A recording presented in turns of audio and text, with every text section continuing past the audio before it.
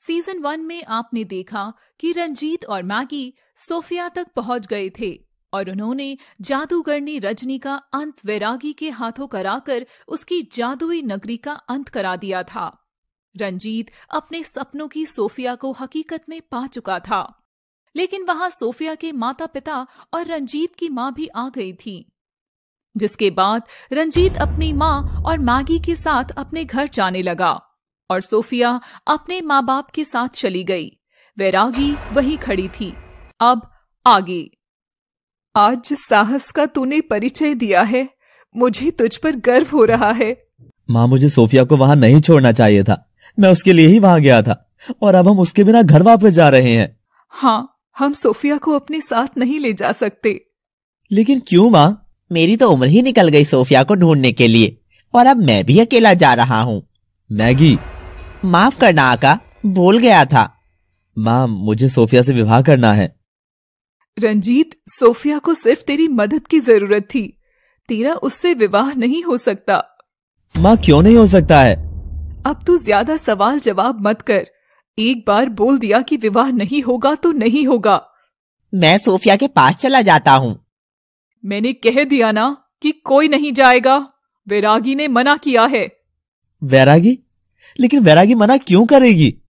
वो सब मैं नहीं जानती, लेकिन उसने ही मना किया है। लेकिन क्यों? जब मैंने वैरागी से कहा, वैरागी, अब तो सब ठीक हो गया है, अब रंजीत का विवाह सोफिया से करा देते हैं। तेरा दिमाग खराब है क्या? तू जानती नहीं कि सोफिया पर काली शक्तियों का साया है, इसलिए रंजीत को जितना हो सके सोफिया से दूर ही रख।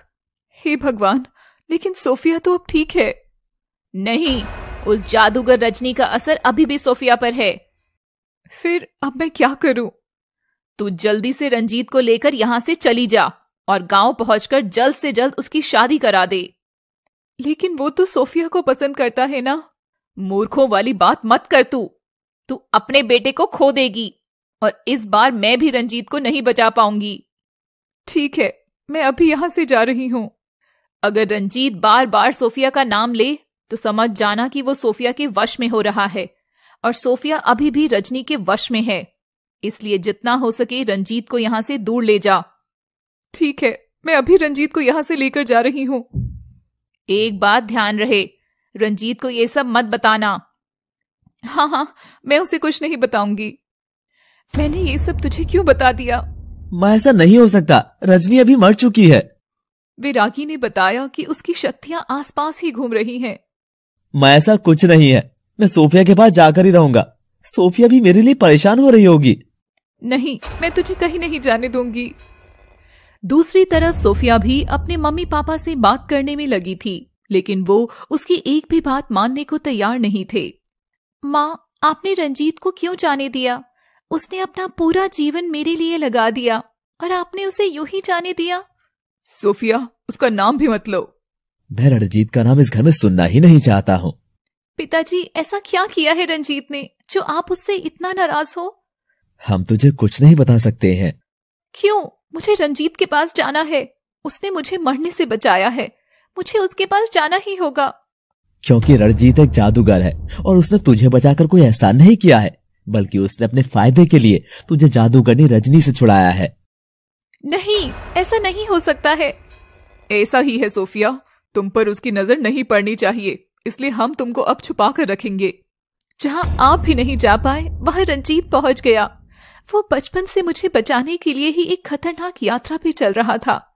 रास्ते में उसे बहुत परेशानी आई, लेकिन वो फिर भी नहीं रुका। रंजीत का स्वार्थ था इसमें। नहीं माँ, ये स्वार्थ नहीं हो सकता। मुझे रंजीत से विवाह करना है और उसके पास ही जाना है। सोफिया, तू पागल हो गई है क्या? रंजीत एक जादूगर है। वो अपना स्वार्थ निकालने के लिए ही तेरे पास आया था। नहीं, ये नहीं हो सकता। मेरा रंजीत ऐसा नहीं हो सकता। अभी तू उसको जानती ही कितना है। वैरागी उसकी मौसी है और वो उसको बचपन से जानती है। हमें ये सब वैरागी ने बताया। वैरागी कह रही थी, रंजीत हमारे लिए फरिश्ता बनकर आया है। इतना अच्छा लड़का कहीं नहीं मिलेगा। सोफिया के लिए रंजीत ही अच्छा लड़का है। अब इन दोनों का विवाह करा देते हैं। तुम पागल तो नहीं हो? रंजीत को मैं बचपन से जानती हूँ। उसके इरादे भी मैं अच्छे से जानती हूँ। आप क्या कहना चाहती हो? मैं कुछ समझी नहीं। रंजीत एक जादूगर है और सोफिया इस दुनिया की सबसे सुंदर लड़की है। साथ ही सोफिया के पिछले जन्म से एक कहानी जुड़ी हुई है जिसका फायदा रंजीत उठाना चाहता है। क्या ये सच है? हाँ, ये बिल्कुल सच है, क्योंकि रंजीत बहुत जल्द ही सोफिया का अहित करेगा। इसलिए तुम सोफिया को लेकर जल्दी ही यहाँ से निकल जाओ। विरागी ने ही हमें ये सच बताया था। माँ, रंजीत क्या सच में इतना बुरा हो सकता है? स्वार्थ भरी दुनिया में किसी पर कोई भरोसा नहीं कर सकता है। हाँ माँ, मैं अब रंजीत से दूर रहूंगी। मैं तो उसके प्यार के जाल में फंस चुकी थी। हम रंजीत से बचने के लिए जल्द ही वैरागी से मिलेंगे। सोफिया की माँ उसको विश्वास दिलाने में कामयाब हो गई थी कि रंजीत एक जादूगर है। एक सुनसान खंडर में वैरागी अपने जादुई शीशे की मदद से इन सभी को देख रही थी और इनकी बातें सुन रही थी। वैरागी का क्रोध आसमान को छू रहा था। धोखा, धोखा, इतना बड़ा धोखा! अब समय आ गया है, वो समय जिसका मैंने वर्षों इंतजार किया। अब मैं अपने सारे बदले लूंगी और अपनी सारी सिद्धि प्राप्त करूंगी, लेकिन उससे पहले उसे रास्ते से हटाना होगा। हाँ, उसे रास्ते से हटाना ही होगा, क्योंकि उसको रास्ते से हटाने के बाद मैं बन जाऊंगी इस दुनिया की जादूगरनी और फिर सभी पर राज करूंगी। मेरी जन्मों की तमन्ना का अब पूरे होने का समय आ गया है। अब मुझे करना ही होगा। वैरागी दोनों तरफ की बातें सुनकर बहुत खुश थी। उसने एक तलवार निकाली और वहां से चली गई। रंजीत भी अपनी माँ को बार बार समझाने की कोशिश कर रहा था। माँ, मुझे हर हाल में सोफिया के पास जाना होगा। अब मैं किसी की नहीं सुनूंगा। मैं सोफिया के पास जा रहा हूँ, उसको मेरी जरूरत है। माँ, आका, मैं भी आपके साथ आ रहा हूँ। रंजीत सोफिया के पास जाने के लिए आगे बढ़ा ही था कि तभी बहुत तेज तूफान आया और उसकी आंखों में धूल आ गई। रंजीत ने आंखें खोलने की कोशिश की, लेकिन वो हैरान हो गया क्योंकि सामने वैरागी हाथ में तलवार लिए खड़ी थी। कहाँ जा रहे हो रंजीत? मुझे सोफिया के पास जाना है। सोफिया के पास तुम्हारा जाना खतरे से खाली नहीं है। तुम्हें वहाँ नहीं जाना चाहिए। आप सोफिया को गलत समझ रही हो। ऐसा कुछ नहीं है, सोफिया बिल्कुल ठीक है। मेरे पास इस दुनिया की समस्त शक्तियाँ हैं। मैं सब कुछ देख सकती हूँ और सब कुछ जान सकती हूँ।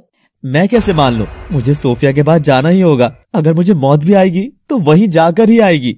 आका, मुझे मौत से बहुत डर लगता है। वैरागी की बात मान लो।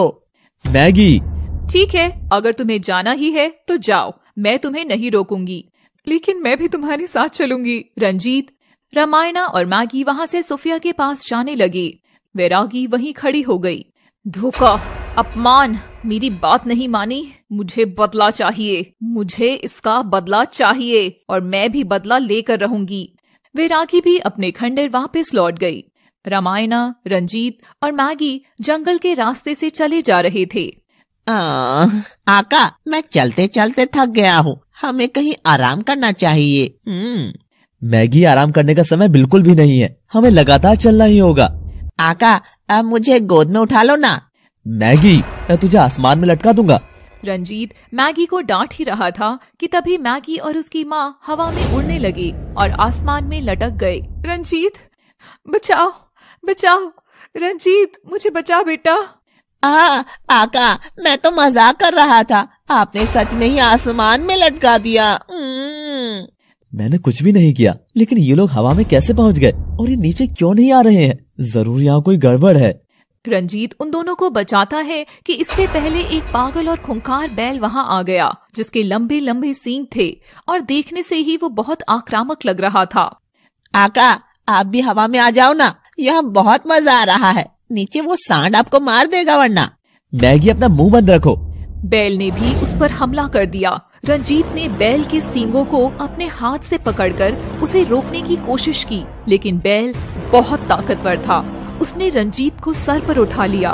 वह उसे फेंकने ही वाला था कि रंजीत कूदकर उसकी पीठ पर बैठ गया और मारने लगा। रंजीत के हाथ की मार खाकर बैल खुद ही जमीन पर बैठ गया और रंजीत उतरकर अलग खड़ा हो गया। मौका पाकर बैल वहां से जान बचाकर भाग गया।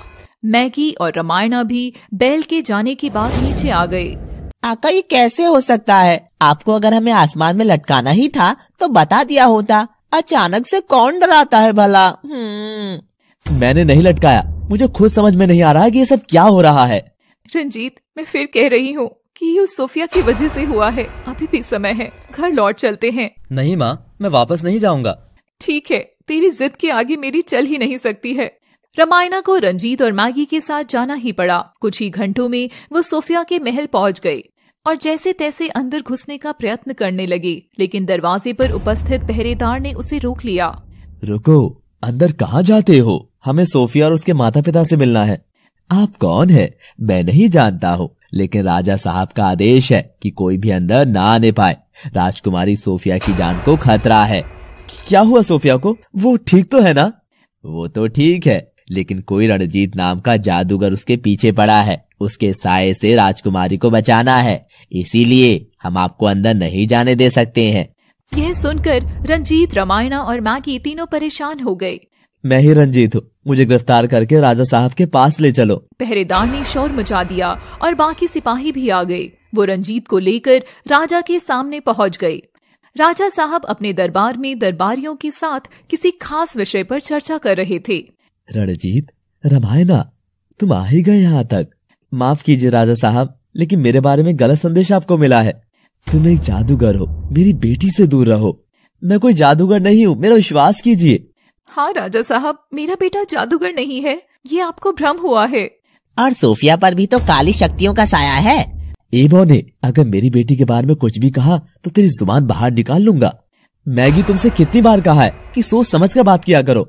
तो इसमें मेरी गलती क्या है? वैरागी ने ही तो कहा था कि सोफिया के पास मत जाना, वो एक जादूगरनी है और उसके पास काली शक्तियाँ हैं। मैगी, मैंने तुमसे चुप रहने के लिए कहा है, तो अब चुप रहो। रुको रणजीत, मैगी को मत डांटो, मुझे सब समझ आ गया है। सिपाही, सोफिया और उसकी माँ को दरबार में बुलाओ।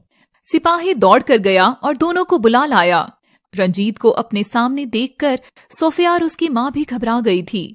मैं तुम सभी को एक बात बताना चाहता हूँ, रणजीत एक आम इंसान है, ये कोई जादूगर नहीं है। पिताजी, लेकिन वैरागी? हाँ, वैरागी ने ही ये सारा भ्रम फैलाया है। अब मुझे सब समझ आ गया है। एक दूसरे का सच जानकर सभी बहुत खुश हुए। वैरागी अपने शीशे में ये सब देख रही थी। उसका क्रोध बढ़ता ही जा रहा था। आज अंत होगा, अंत, हमेशा हमेशा के लिए इस दुनिया से अंत, इस समस्त ब्रह्मांड से अंत।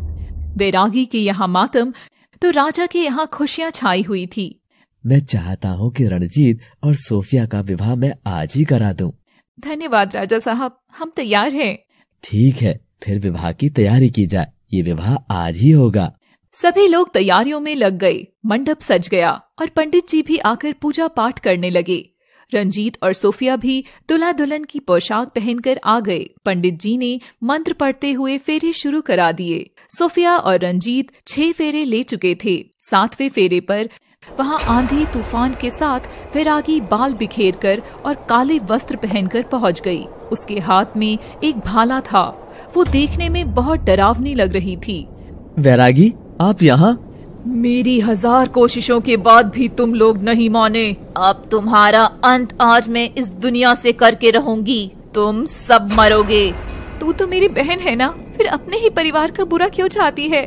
मैं एक जादूगरनी हूँ, मुझे इस ब्रह्मांड पर राज करना है। मेरा कोई परिवार नहीं है, मैं सबको मार दूंगी। वैरागी ने अपना भाला रंजीत को मारने के लिए उठाया, लेकिन तभी पीछे से वैरागी के पेट में किसी ने चाकू मार दिया। वैरागी करहाकर नीचे गिर गई। पीछे एक साधु खड़े होकर मुस्कुरा रहे थे। आप यहाँ? मैंने कहा था ना रणजीत कि तुम सिर्फ सच्चाई के मार्ग पर चलते जाओ। तुम्हें जहाँ जहाँ मेरी जरूरत पड़ेगी मैं तुम्हारे साथ आ जाऊंगा। धन्यवाद साधु महाराज, लेकिन वैरागी तो मरने वालों में से नहीं है। ये तो पुनः अभी जीवित हो जाएगी। नहीं, अब ये कभी नहीं उठेगी, क्योंकि इसका अंत स्वयं भगवान शिव की इच्छा से हुआ है और ये जादुई चाकू है जो पत्थर का बना है। यह देखकर सभी बहुत खुश हुए और पंडित जी ने अपने मंत्र पढ़ने शुरू किए। फिर रंजीत और सोफिया का विवाह करा दिया गया। विवाह संपूर्ण होने पर रंजीत और सोफिया ने सबसे पहले साधु महाराज का आशीर्वाद लिया। यशस्वी भववश, परंतु मुझे लगता है कि तुम्हारी संघर्षों की यात्रा अभी यहाँ समाप्त नहीं हुई है। तुम्हें अभी और चलना होगा। लेकिन मेरा आशीर्वाद सदैव तुम्हारे साथ है। रंजीत और सोफिया राजा और रानी का आशीर्वाद लेने गए। रणजीत, हम तुम्हें उपहार में राज्य देने वाले हैं, क्या तुम्हें स्वीकार है? साधु महाराज ने बताया कि मेरी यात्रा अभी समाप्त नहीं हुई है, तो मैं एक जगह कैसे रुक सकता हूँ? तुम इस महल में तो रुक सकते हो और यहाँ की सारी नियम कायदे तुम्हारे अनुसार होंगे। हम बीच में कोई हस्तक्षेप नहीं करेंगे। मैं सोफिया और अपनी माँ के साथ अपने घर जाना चाहता हूँ। ठीक है, अगर तुम नहीं मानते तो मैंने नदी के किनारे तुम्हारे लिए एक आलीशान महल बनवाया है, जिसमें एक बगीचा भी है। तुम वहाँ जाकर रह सकते हो। ठीक है, मैं वहाँ चला जाता हूँ। आका, मेरा विवाह क्यों नहीं हो रहा? मतलब छोटे आदमी की कोई इज्जत ही नहीं है। मैगी का विवाह भी जल्द से जल्द कराएंगे। आका, एक ऐसे ही आलीशान महल का इंतजाम और करा देना, मैं राज्य भी संभाल लूंगा। हाथी पर बैठकर तो मैं बड़ा ही दिखूंगा ना। राजा साहब, अब मैगी के लिए भी कोई राजकुमारी ढूंढिए, वरना ये अब हमें देखकर दुखी होगा। आका, मैं ऐसे दुखी नहीं होता हूँ। अच्छा चल ठीक है, अब मैं माँ और सोफिया के साथ महल जा रहा हूँ। और मैं कहाँ जाऊंगा? तुझे तो कोई राजकुमारी ढूंढनी थी।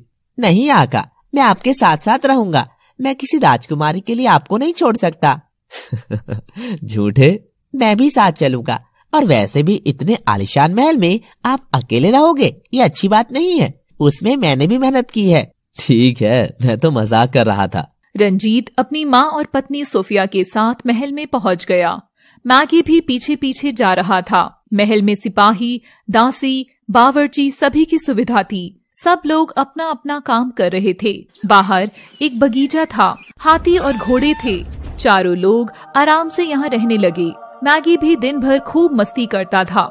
कभी बगीचे से फल खाता, कभी हाथी और घोड़े की सवारी करता, तो कभी सिपाही और दासियों पर अपना हुक्म चलाता था। एक दिन मैगी बाहर बैठकर आराम कर रहा था, तभी वहाँ रंजीत आया। मैगी, तूने सोफिया को कहीं देखा है क्या? आका, आप भी अजीब बात करते हो। मैं भला उनको क्यों नहीं देखूंगा? जादूगरनी रजनी के यहाँ सबसे पहले मैंने देखा था, और अब भी मैं रोज देखता हूँ। ओफो मैगी, मैं पूछ रहा हूँ कि आज देखा है क्या? आज तो चल ही रहा है, कल किसी ने नहीं देखा, और आज को कल की चिंता में कोई नहीं देखता। लो आका, आप भी आम खाओ। मैगी, मैं परेशान हूँ। क्या हुआ आका? सोफिया कहीं नहीं मिल रही है, वो गायब है। आका, चलो ढूंढते हैं फिर। पूरा महल तो मैंने और सिपाहियों ने छान मारा है, लेकिन वो कहीं नहीं है। आका, बाग में चलकर देखते हैं, क्या पता वहाँ चली गई हो। ठीक है, जल्दी चलो। दोनों इधर उधर ढूंढने लगे। दोनों ने सोफिया को पूरे बगीचे में खोजा, लेकिन वो कहीं नहीं थी। आका, भाभी हमसे चोर सिपाही तो नहीं खेल रही हैं, पेड़ों के ऊपर देख लेते हैं। अपना मुंह बंद रखो मैगी, मुझे उसकी बहुत चिंता हो रही है। तभी मैगी की नजर एक पत्थर के पुतले पर पड़ी। वो पुतला सोफिया का था। उसको देखने से सोफिया बिल्कुल सच की तरह लग रही थी। आका देखो, राजा साहब भी कितना कमाल करते हैं। उन्होंने बाग में अपनी बेटी की पत्थर की मूर्ति बनवा दी है। मैगी, मैं तेरा हाथ जोड़ता हूँ, लेकिन अभी ये सब देखने का समय नहीं है। हमें जल्दी से साधु महाराज के पास जाना होगा। दोनों दौड़कर साधु महाराज के पास पहुँचे। साधु खड़े होकर मुस्कुरा रहे थे। महाराज, महाराज। रणजीत, तुम्हें कुछ कहने की जरूरत नहीं है, मैं पहले से ही सब जानता हूँ। बाबा, सोफिया अचानक से कहाँ जा सकती है? सोफिया तो एक पत्थर की मूर्त बन चुकी है। क्या वो बगीचे में असली सोफिया ही थी? हाँ, लेकिन ये कैसे हुआ? सोफिया पत्थर की क्यों बन गई? रणजीत, वो खुद नहीं बनी, उसको एक बड़े तांत्रिक ने बनाया है। वैरागी तो मर चुकी है। नहीं, वैरागी का भी एक गुरु है। वैरागी के मरने के बाद अब वो शांत नहीं बैठेगा, इसीलिए उसने सोफिया को अपने कब्जे में ले लिया। बाबा, अब सोफिया पहले जैसी कैसे हो पाएगी? उसकी विधि मैं तुम्हें बताऊंगा, लेकिन रणजीत, ये एक लंबी यात्रा है। क्या तुम इस रास्ते पर चलने को तैयार हो? महाराज, मैं सोफिया के लिए कुछ भी करने को तैयार हूँ, लेकिन कौन है वैरागी का गुरु? अब उसको क्या चाहिए?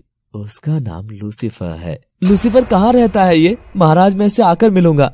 मैं पहले अपनी सोफिया के पास जा रहा हूँ। रंजीत और मैगी वहाँ से वापस महल लौट आए और सबसे पहले बगीचे में गए। सोफिया को वहाँ पत्थर की देखकर रंजीत की आंखों से आंसू बहने लगे।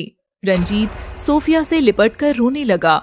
हमेशा मस्ती के मूड में रहने वाला मैगी भी आज दुखी था। रंजीत रो रो कर पागल सा हो गया था। दूसरी तरफ लूसीफर अपने खंडर में बैठा था।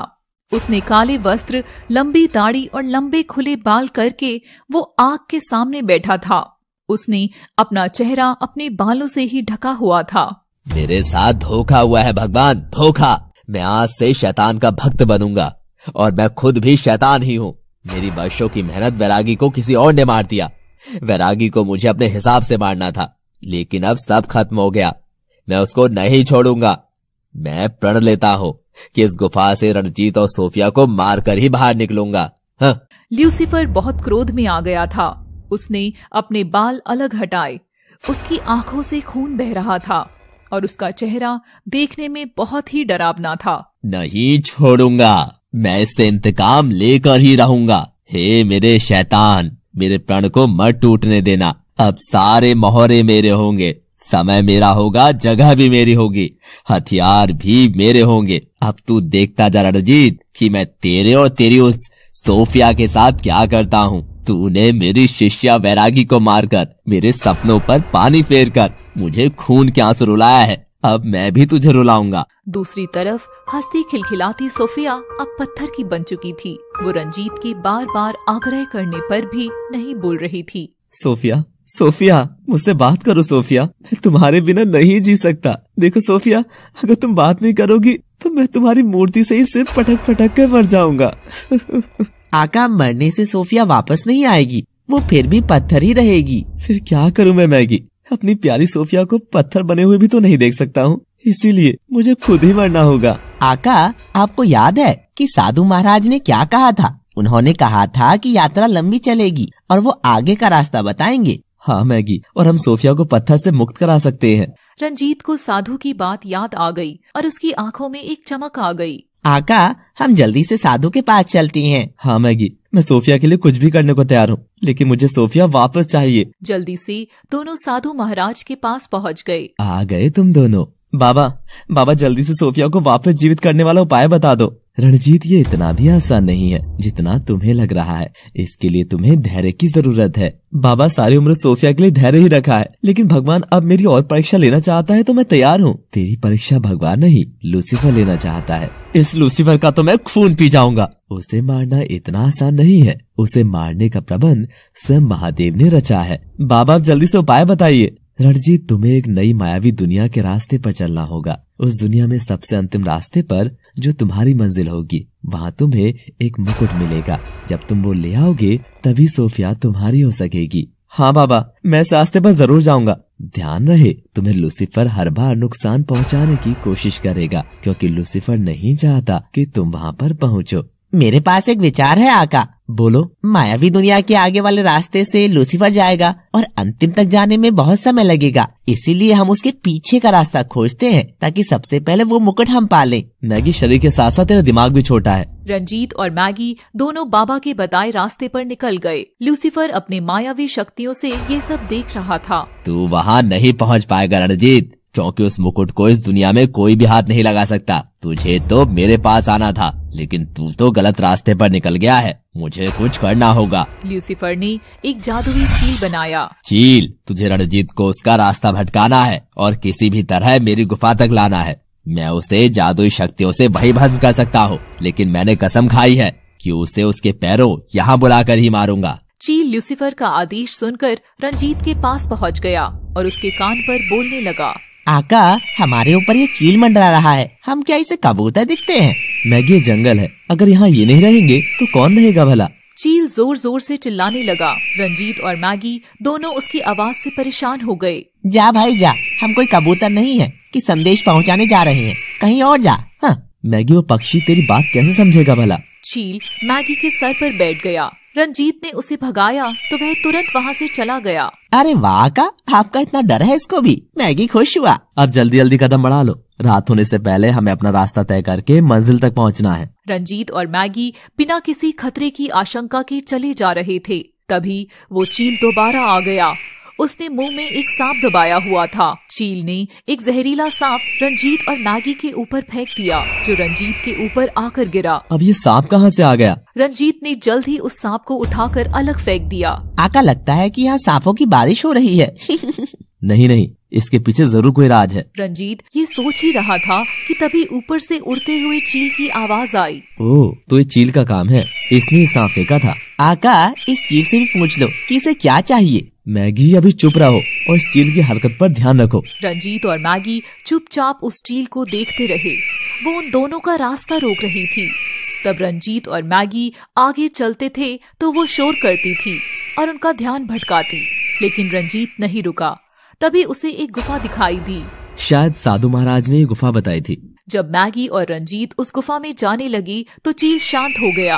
अब चील शांत है और वो कुछ नहीं कर रहा है, इसका मतलब हमें इस गुफा में नहीं जाना चाहिए। रंजीत ने मैगी को वहाँ जाने के लिए मना किया। अचानक से मैगी का पैर एक गड्ढे में चला गया। मैगी नीचे गिर गया। वह देखकर रंजीत भी उसमें कूदा। वो दोनों एक सुरंग में जहाँ पहुँचे जहाँ अंधेरा था। आका, हम यहाँ कहाँ आ गए हैं? चल अब जल्दी से इससे बाहर निकलना होगा। आका, हम इसमें सीधे ही चलते हैं, जहाँ रास्ता मिलेगा देख लेंगे। वो सुरंग के रास्ते में सीधे चलने लगे। कुछ दूर चलने पर उन्हें रोशनी दिखाई दी।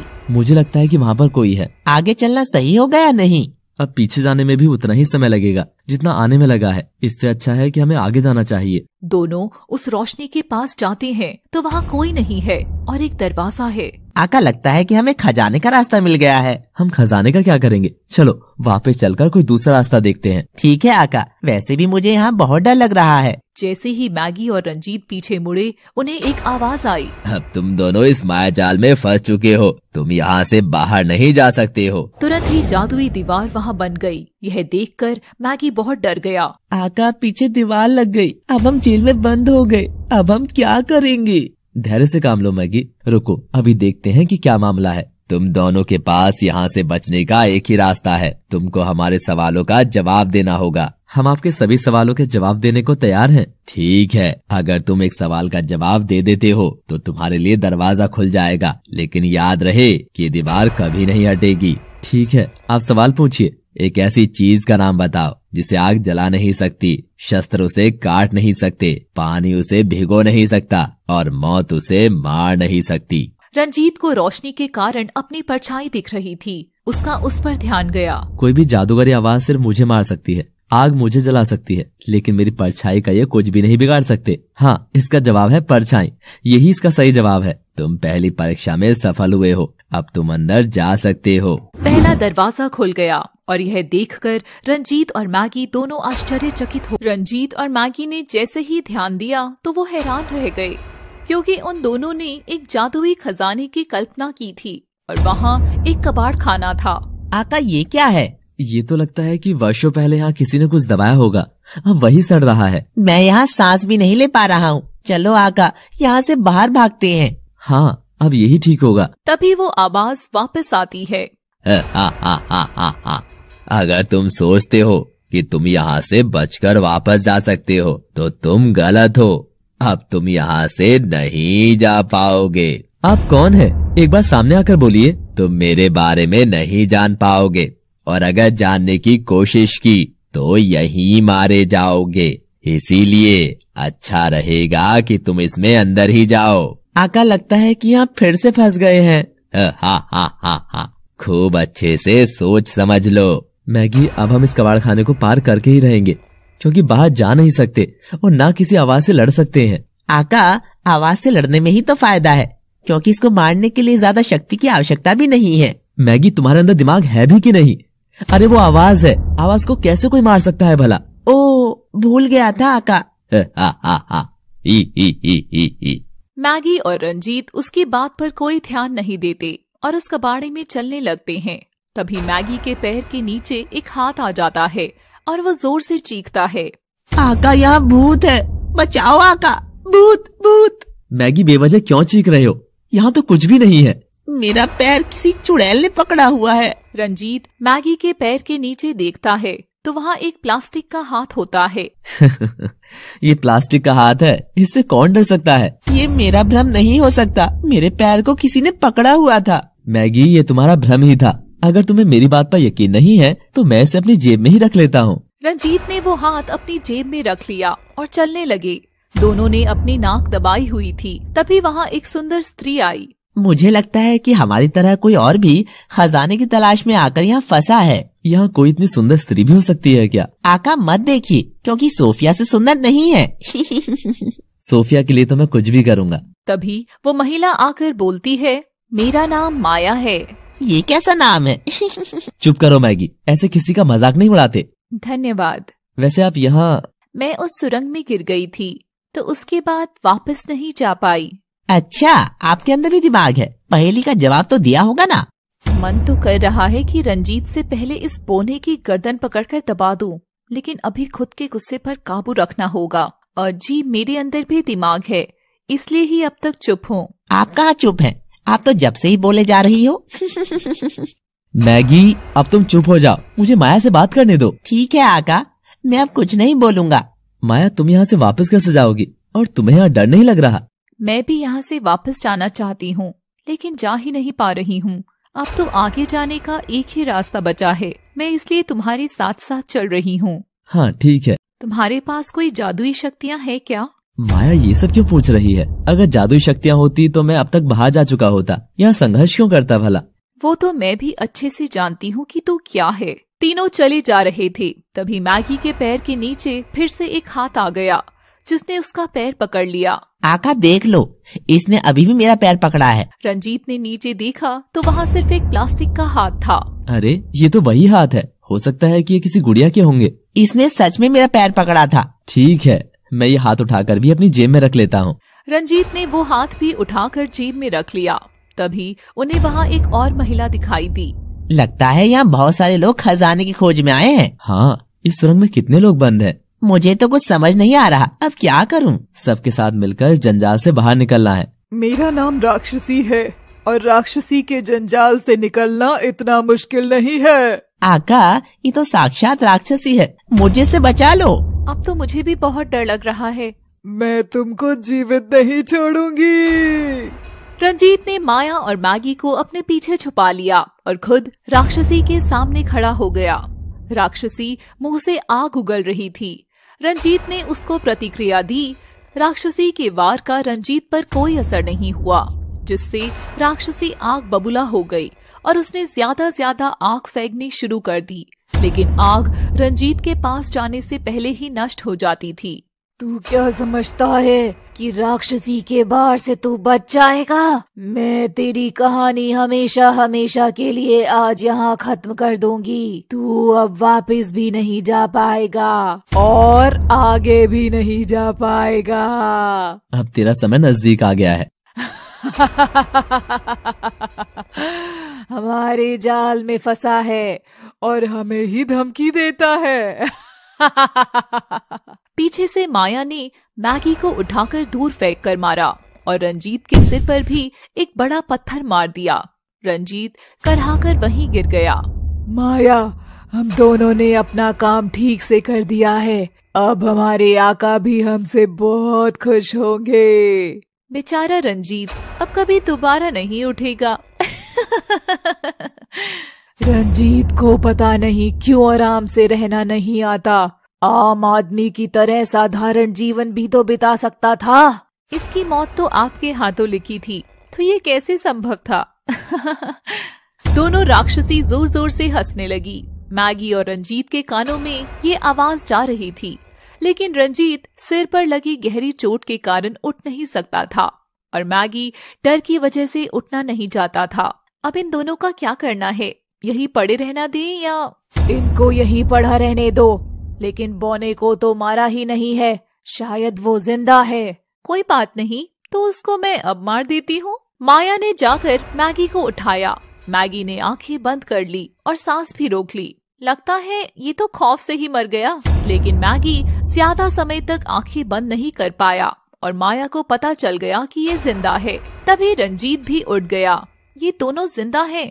माया और राक्षसी ने रंजीत पर दोबारा वार किया, लेकिन इस बार रंजीत पर कोई असर नहीं हुआ।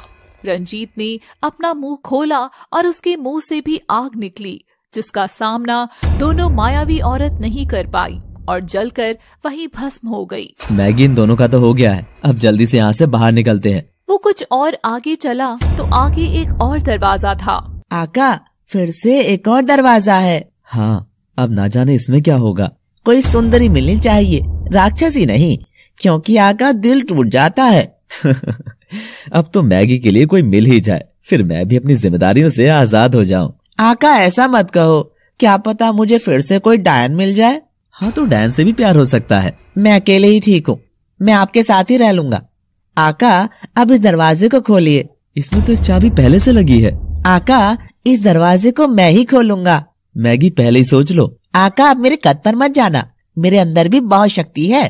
ठीक है मैगी, मैंने मान लिया, अब दरवाजा खोल भी दो। आका आपको मानना ही पड़ेगा, हर जगह अपनी शक्तियों का प्रदर्शन आप ही करते हो, मुझे आपने आज तक मौका ही नहीं दिया। मैगी दरवाजा खोलने गया, लेकिन वो वापस पीछे गिर गया। कोई बात नहीं मैगी, शायद इस दरवाजे को तुम्हारी शक्तियों का अंदाजा नहीं है। हाँ का, मैं तो ताकतवर हूँ, लेकिन ये दरवाजा मुझे हल्के में ले रहा है। हाँ, तुम कोशिश करो, हो जाएगा। मैगी फिर से दरवाजा खोलने गया, लेकिन जैसे ही उसने दरवाजे को हाथ लगाया, उसमें से सोने की जैसी चमक आई और उस चमक से मैगी दोबारा पीछे गिर गया। रंजीत को यह देखकर बहुत हंसी आ रही थी, लेकिन रंजीत के अलावा कोई और भी मैगी पर बहुत हंस रहा था। वो था ल्यूसीफर। ल्यूसीफर अपनी गुफा में बैठा हुआ ये सब देख रहा था। तुम्हारा मुस्तक आना संभव नहीं है, तुम इस जंजाल से बाहर नहीं निकल पाओगे और तुम्हारी वो सोफिया पत्थर की ही रह जाएगी। तुमने मेरे 3 मायावी को मार दिया, लेकिन इस बार मेरी जादुई बिल्ली को तुम छू भी नहीं पाओगे। लूसीफर ने जादू से एक बिल्ली बनाई और उसके अंदर शक्तियां डालकर गुफा के अंदर भेज दिया, लेकिन मैगी वो दरवाजा खोल ही नहीं पा रहा था। आका, मैं सोच रहा हूँ कि शायद आज दिन सही नहीं है, इसलिए मैं इस दरवाजे को हाथ नहीं लगाऊं तो ज्यादा ठीक है। ऐसा करो, आप ही खोल दो। रंजीत ने वो दरवाजा खोलने की कोशिश की, लेकिन पहले प्रयास में वो भी असफल रहा। इस दरवाजे में भी कोई गड़बड़ है। तभी रंजीत की जेब से वो प्लास्टिक का हाथ नीचे गिर गया। भूत! आका भूत! मैं भूत नहीं हूँ। आका नीचे, आपके पैर के नीचे। अरे ये तो वो प्लास्टिक का हाथ है। तभी उस हाथ से आवाज आई, मैं सिर्फ प्लास्टिक का हाथ नहीं हूँ। और क्या हो तुम? हाथ कैसे बोल सकता है? मैं जादुई हाथ हूँ, लेकिन मुझे लूसीफर ने यहाँ अपनी कैद में रखा हुआ था। अब तुमने मुझे निकाल लिया, इसीलिए मैं तुम्हारी पूरी मदद करूंगा। तुम जादुई हाथ हो? हाँ, लेकिन अभी शापित हूँ। तो बताओ कि ये दरवाजा कैसे खुलेगा? तुम मुझे दरवाजे के ताले से छू दो। रंजीत ने ऐसा ही किया और वो सचमुच हैरान थे, क्योंकि दरवाजा खुल चुका था और वो खंडर नहीं बल्कि एक महल था जो पूरे सोने का बना था। रंजीत और मैगी की आंखें सोने का महल देखकर चकाचौंध हो गई। आका, ये तो हमारे महल से भी बड़ा है। मैगी से महल नहीं, सोने की खान बोलते हैं। लेकिन इतना सोना किसका है और इसे किसने रखा है यहाँ पर? आका, हो सकता है कि चोर अपना धन यहाँ छुपाते हो। मैगी, तू अपने छोटे दिमाग से ये सोच कि यहाँ चोर आ कैसे सकता है। आका, मेरा दिमाग तो छोटा है, फिर मेरे दिमाग में इतने सारे चोर कैसे आएंगे और मैं कैसे सोचूं फिर? तू कुछ मत सोच, बस भगवान से प्रार्थना कर कि तुझे कोई डायन मिल जाए ताकि तेरा विवाह भी हो जाए। आका, एक तो मेरा विवाह अब तक नहीं हो रहा है और आप भी मुझे चिढ़ा रहे हो। आका, ये सोना कितना चमक रहा है, इसे छू कर देखता हूँ। दोनों उस सोने के महल में घूम रहे थे। मैगी ने सोने को छूकर देखने की कोशिश की, लेकिन तभी वहाँ बहुत जोर से तूफान आया और वो महल किसी कागज की तरह हिलने लगा। इस भूकंप से डर की वजह से रंजीत और मैगी की आंखें बंद हो गई। जब तूफान शांत होने के बाद दोनों की आंखें खुली तो उनके होश उड़ गए, क्योंकि सोना कोयला बन चुका था।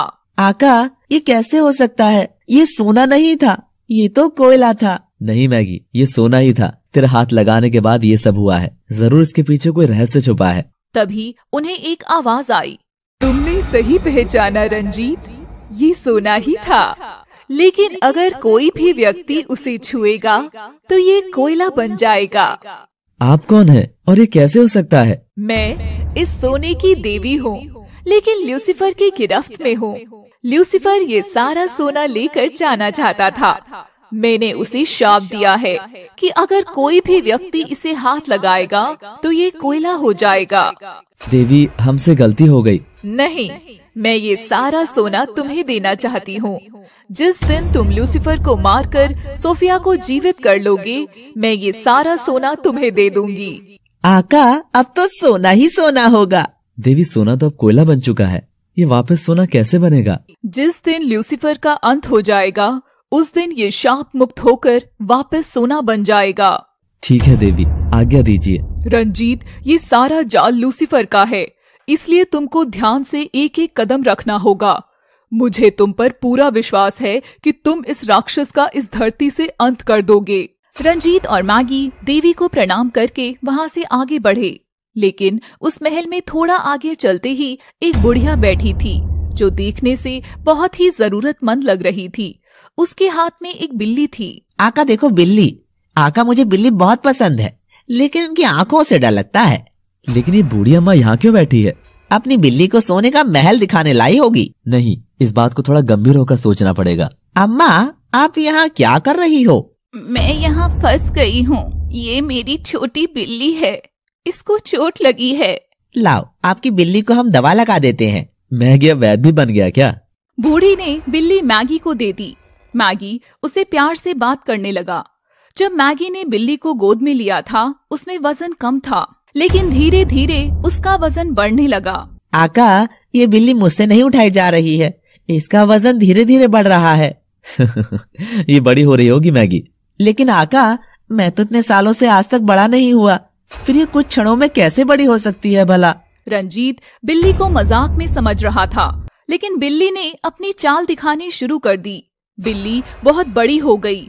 उसने अपनी पूंछ को बहुत बड़ा कर लिया और पूंछ की सहायता से रंजीत और मैगी को बांध दिया। आखिरकार तुम मेरे चंगुल में फंस ही गए। अब मैं तुमको नहीं छोड़ूंगी। रंजीत और मैगी को बिल्ली ने जकड़ लिया। बूढ़ी ने एक चाकू फेंक कर मारा। रंजीत और मैगी की आंखें बंद हो गई। चाकू रंजीत और मैगी को छूकर आगे निकल गया। यह देखकर बूढ़ी औरत और बिल्ली दोनों हैरान हो गई। रंजीत, मैं अभी जा रही हूँ, लेकिन बहुत जल्द ही तुझे इसका इंतकाम भुगतना होगा। तू क्या शादी में जरूर आना की कोई हीरोइन है जो बदला लेने आई है? ये कौन है? जाने दो ना अम्मा, तुम नहीं समझोगी। बूढ़ी महिला बिल्ली के साथ वहाँ से गायब हो गई। रंजीत और मैगी ने चारों तरफ देखा, लेकिन वो उन्हें कहीं दिखाई नहीं दी। आका, ये कहाँ चले गए? मैगी से इंतकाम लेने की तैयारी करने। आका, मंजिल को पाना कितना कठिन है ना? जब मंजिल तक जाने वाले ये रास्ते ही इतने खूबसूरत हैं, तो मंजिल तो न जाने कितनी खूबसूरत होगी। आका, सोफिया तो है ही खूबसूरत, लेकिन रास्ते खूबसूरत। चल अब जल्दी आगे बढ़ते हैं, न जाने वहाँ सोफिया कैसी होगी। रंजीत जल्द से जल्द अपनी मंजिल को पाना चाहता था, लेकिन हर कदम पर उसे कठिनाइयों का सामना करना पड़ रहा था। दूसरी तरफ उसकी माँ का संघर्ष भी कम नहीं था। उसकी माँ रामायणा रंजीत के लिए बहुत परेशान थी। न जाने मैं इस जन्म में कब सुखी रह पाऊंगी। एक बेटे के होने के बाद भी मैं अकेली हूँ। मैं आज तक एक दिन भी उसके साथ बैठकर बात नहीं कर पाई। इतना बड़ा महल तो मिला, लेकिन दीवारें मुझे खाती हैं। एक बहू मिली है तो वो भी पत्थर है। रामायणा सोफिया के पास जाकर रोने लगी। वैरागी ने सच ही बताया था, तू यहाँ पत्थर बनी हुई है। मेरा पूरा जीवन बर्बाद हो गया। तभी सोफिया ने अपना एक हाथ हिलाया। सोफिया का एक हाथ ठीक हो चुका था। ये देखकर रामायणा भी हैरान हो गई। उसने दौड़कर पत्थर की सोफिया को गले लगा लिया। इसका मतलब रंजीत सही रास्ते पर जा रहा है। सोफिया ठीक हो जाएगी, रंजीत वापस आ जाएगा। रामायणा बहुत खुश थी, लेकिन लूसीफर उनकी खुशियों पर नजर रखकर बैठा था। उसके जीवन का उद्देश्य सिर्फ रंजीत और सोफिया को मारना था। मेरी बिल्ली भी कमजोर पड़ गई है, लेकिन ये नहीं हो सकता है। मेरी बिल्ली कमजोर नहीं हो सकती है, लेकिन रणजीत कामयाब होता ही जा रहा है। लगता है अब मुझे मेरी वर्षों की मेहनत से कमाई शक्तियों का प्रयोग करना ही होगा। मैं जिस रास्ते से रणजीत को अपने पास बुलाना चाहता हूँ, वो रास्ता बदल देता है और मेरी मायावी दुनिया में घूम रहा है। अनर्थ हो गया ये तो। ये असंभव है, असंभव। रंजीत और मैगी जैसे ही सोने के महल से बाहर निकले, उन्हें एक बहुत बड़ा पेड़ दिखाई दिया। आका, कई दिनों से कुछ खाया भी नहीं है और यहाँ पेड़ मिला है तो इस पर भी कोई फल ही नहीं है। भूख तो मुझे भी बहुत लगी है। चल कुछ समय इस पेड़ के पास बैठकर आराम करते हैं, बहुत थक गए हैं। हाँ आका। दोनों उस विशाल पेड़ के नीचे लेट गए और कुछ ही समय में उन्हें नींद आ गई। लेकिन तभी पेड़ से एक अद्भुत फल नीचे आकर मैगी के सिर में लगा। मैगी घबराकर उठ गया। आका ये क्या बात है, मतलब अब आदमी चैन से सो भी नहीं सकता। रंजीत गहरी नींद में था। आका मैं जानता हूँ कि आप जाग रहे हो और मुझे जानबूझकर चिढ़ा रहे हो, लेकिन मैं फिर से सो रहा हूँ। मैगी फिर से सो गया, लेकिन इस बार भी विशाल पेड़ ने उसको धोखा दिया और मैगी के ऊपर फिर से एक अद्भुत फल गिरा दिया। मैगी के साथ साथ इस बार रंजीत भी उठ गया। आका ये फल तो मैंने आज पहली बार देखे हैं। हाँ, ये तुम्हें कहाँ से मिला?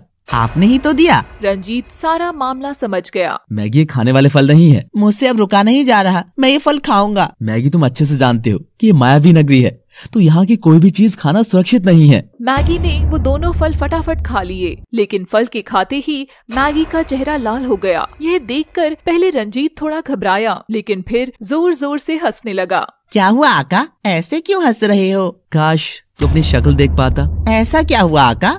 कुछ नहीं, अब आगे चलते हैं। जैसे ही मैगी और रंजीत वहाँ से जाने के लिए तैयार हुए, तभी वो पेड़ एक दरवाजे के रूप में फैल गया। पेड़ का जादुई दरवाजा, जिसकी चाबी सिर्फ पेड़ के पास है। हाँ, इसकी चाबी हमें अंदर जाकर खोजनी होगी। शायद हमारी मंजिल का अगला पड़ाव यही है। आका जल्दी से अंदर चलो, क्योंकि हो सकता है कि हमें अंदर और भी खाने को कुछ मिल जाएगा। वैसे तूने जो भी अभी तक खाया है उसको देखकर तो कोई तुझे ही खा जाएगा। मतलब? कुछ नहीं। मैगी और रंजीत ने जादुई पेड़ दरवाजे के अंदर कदम रखा, लेकिन अंदर तो पूरा एक वन था जहाँ पेड़ ही पेड़ थे, लेकिन पेड़ दिखने में बहुत सुंदर थे। और वहाँ एक पत्थर रखा था जिस पर लिखा था कि इस वनीय महल में एक चाबी का पेड़ है। उस पेड़ के नीचे उस चाबी को निकालना ही लक्ष्य है। मैगी, ये तो वही दृश्य है जो मैंने सपने में देखा था। क्या मैं अभी सपने में हूँ? नहीं आका, आप नींद में नहीं हो, ये सच में है। तो फिर देर किस बात की है? अब जल्दी से चाबी ढूंढते हैं। आका ये इतना बड़ा वन है, हम एक चाबी वाला पेड़ कैसे खोज पाएंगे? थोड़ा दिमाग लगाना पड़ेगा।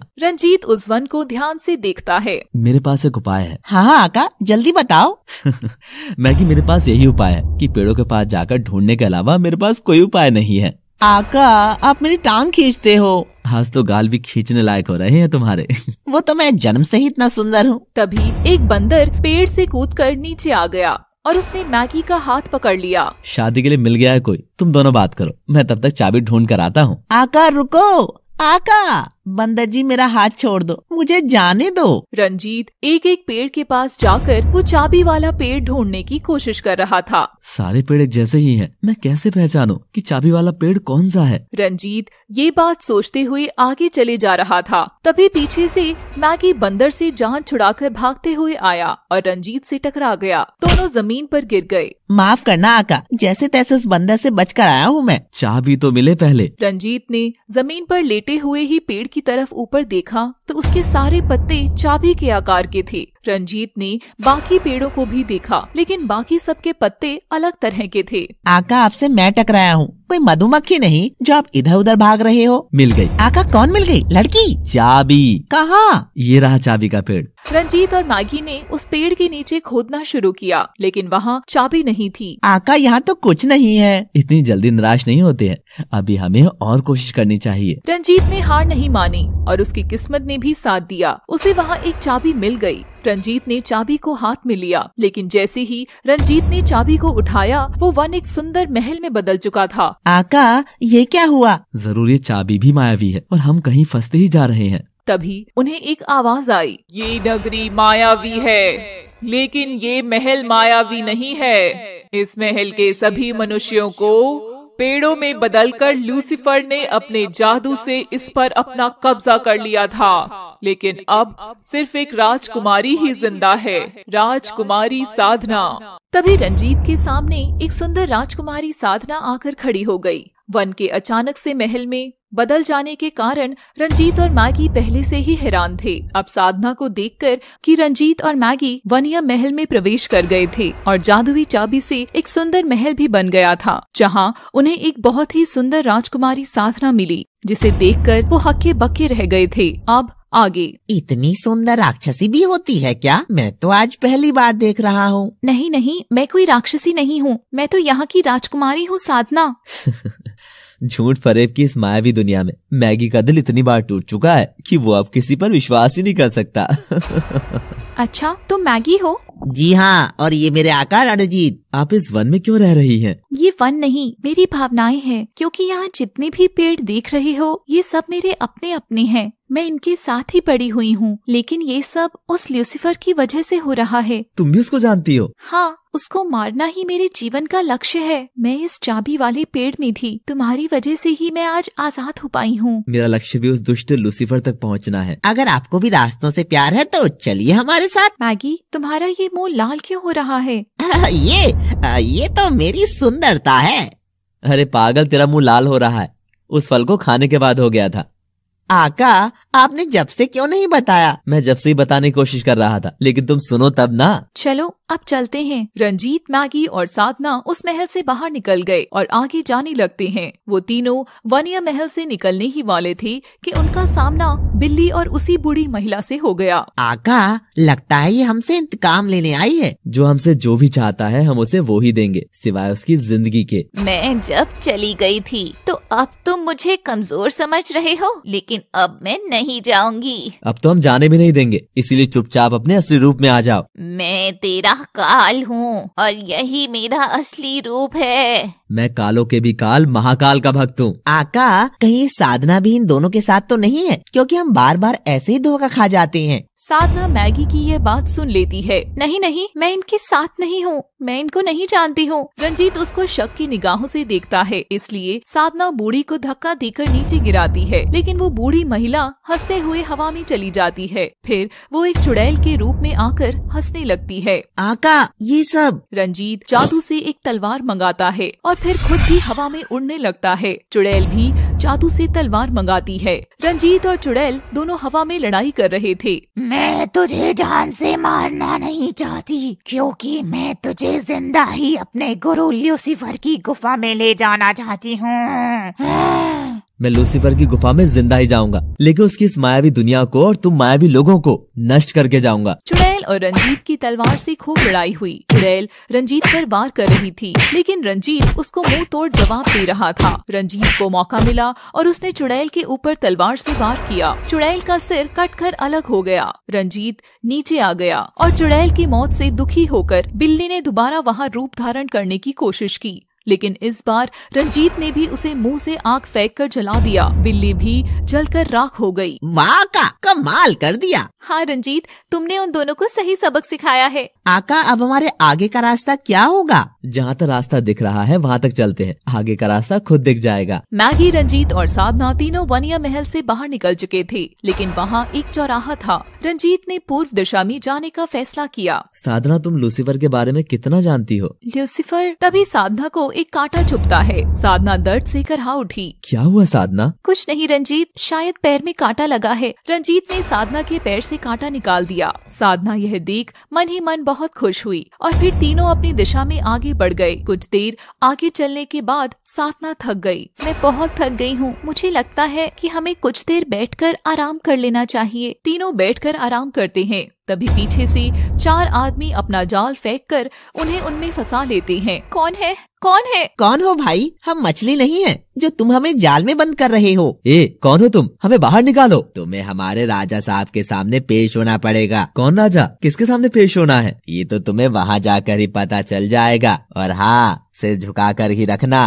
क्योंकि राजा साहब बहुत गुस्से वाले हैं। अच्छा, अब तो मैं तुम्हारे राजा साहब से जरूर मिलना चाहूंगा। हमें जाल से बाहर निकालो, हम स्वयं ही तुम्हारे साथ चल रहे हैं। नहीं, हम तुम्हें जाल के अंदर ही लेकर चलेंगे। तीनों आदमियों ने तीनों को जाल सहित उठा लिया और चलने लगे। उनका एक सरदार खाली हाथ चल रहा था। अरे भाई, तुम अकेले क्यों चल रहे हो? पर हमें इनके ऊपर टांग दिया है। मैं इन सबका सरदार हूँ, तो तुम भी अपने लिए कोई आदमी ढूंढ लो। ऐसे अकेले अकेले कब तक चलोगे? राजा साहब को सिर्फ रणजीत की जरूरत है। अगर तुमने ज्यादा मुंह खोला तो यही मार कर फेंक दूंगा। आका, बचा लो आका, ये मुझे बच्चा समझकर डरा रहा है। मैगी, तुम इतना बोल ही क्यों रहे हो? वो तुम्हें बिना पैसे के झुला रहा है, वो क्या कम है? फिर ठीक है आका, इस पल को जी लेते हैं। बिल्कुल, परेशानी में भी खुश रहने की कोशिश करो। रंजीत कितना सकारात्मक है, मुश्किल घड़ी में भी जीने की कोशिश कर रहा है। इतने कम समय में ही रंजीत ने मुझ पर अच्छा प्रभाव डाला है। कुछ ही घंटों में वो राजा के महल पहुंच गए, लेकिन ये महल खंडर बन चुका था। अरे तुमने तो बोला था कि राजा के पास ले जा रहे हो, लेकिन तुम तो किसी खंडर में हमें ले आए हो। कहाँ है हम? हमें नीचे उतारो और यहाँ से जाने दो।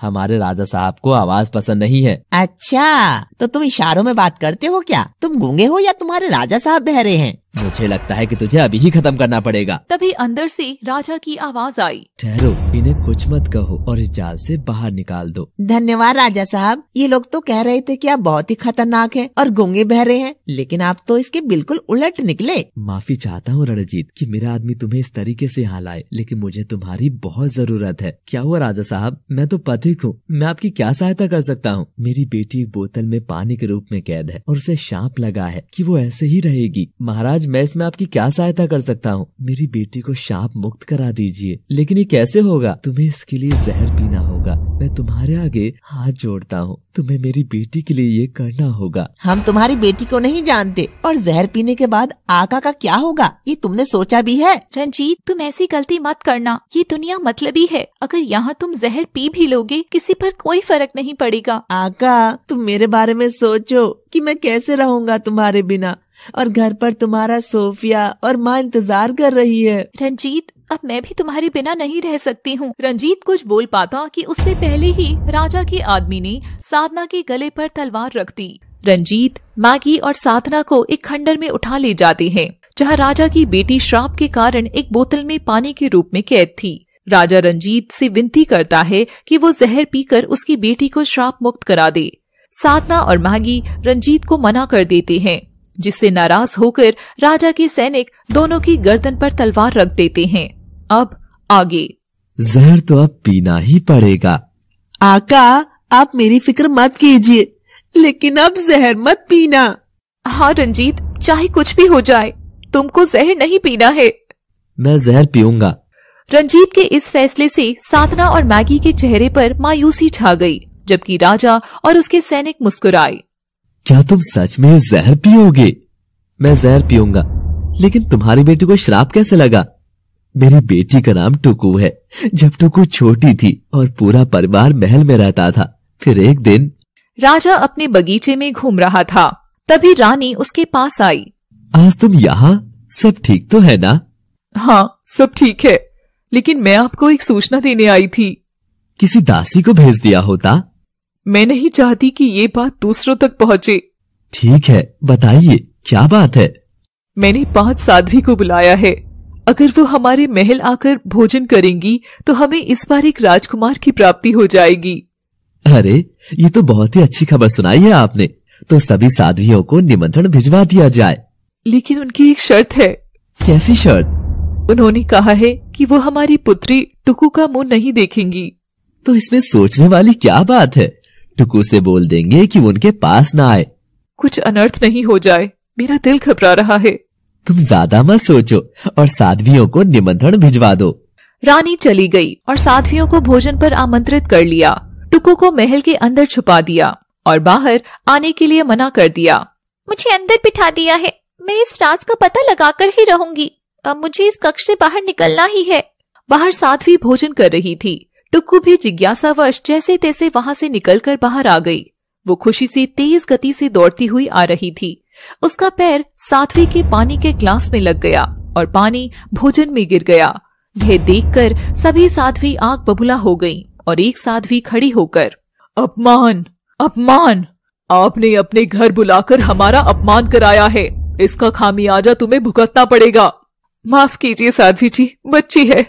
महारानी जी, आपसे कहा था कि हम आपकी पुत्री का चेहरा नहीं देख सकते, और पहली गलती तो यह है कि ये हमारे सामने आई, और दूसरी गलती इसने हमारा और भोजन का अपमान करके की है, जिसकी सजा तुम सबको मिलेगी। यह सुनकर राजा को गुस्सा आ गया और उसने अपने सिपाहियों को बुलाया। देखिए साध्वी जी, हम आपकी इज्जत करते हैं, इसलिए चुप है, वरना आप हमें बेइज्जत नहीं कर सकती हैं।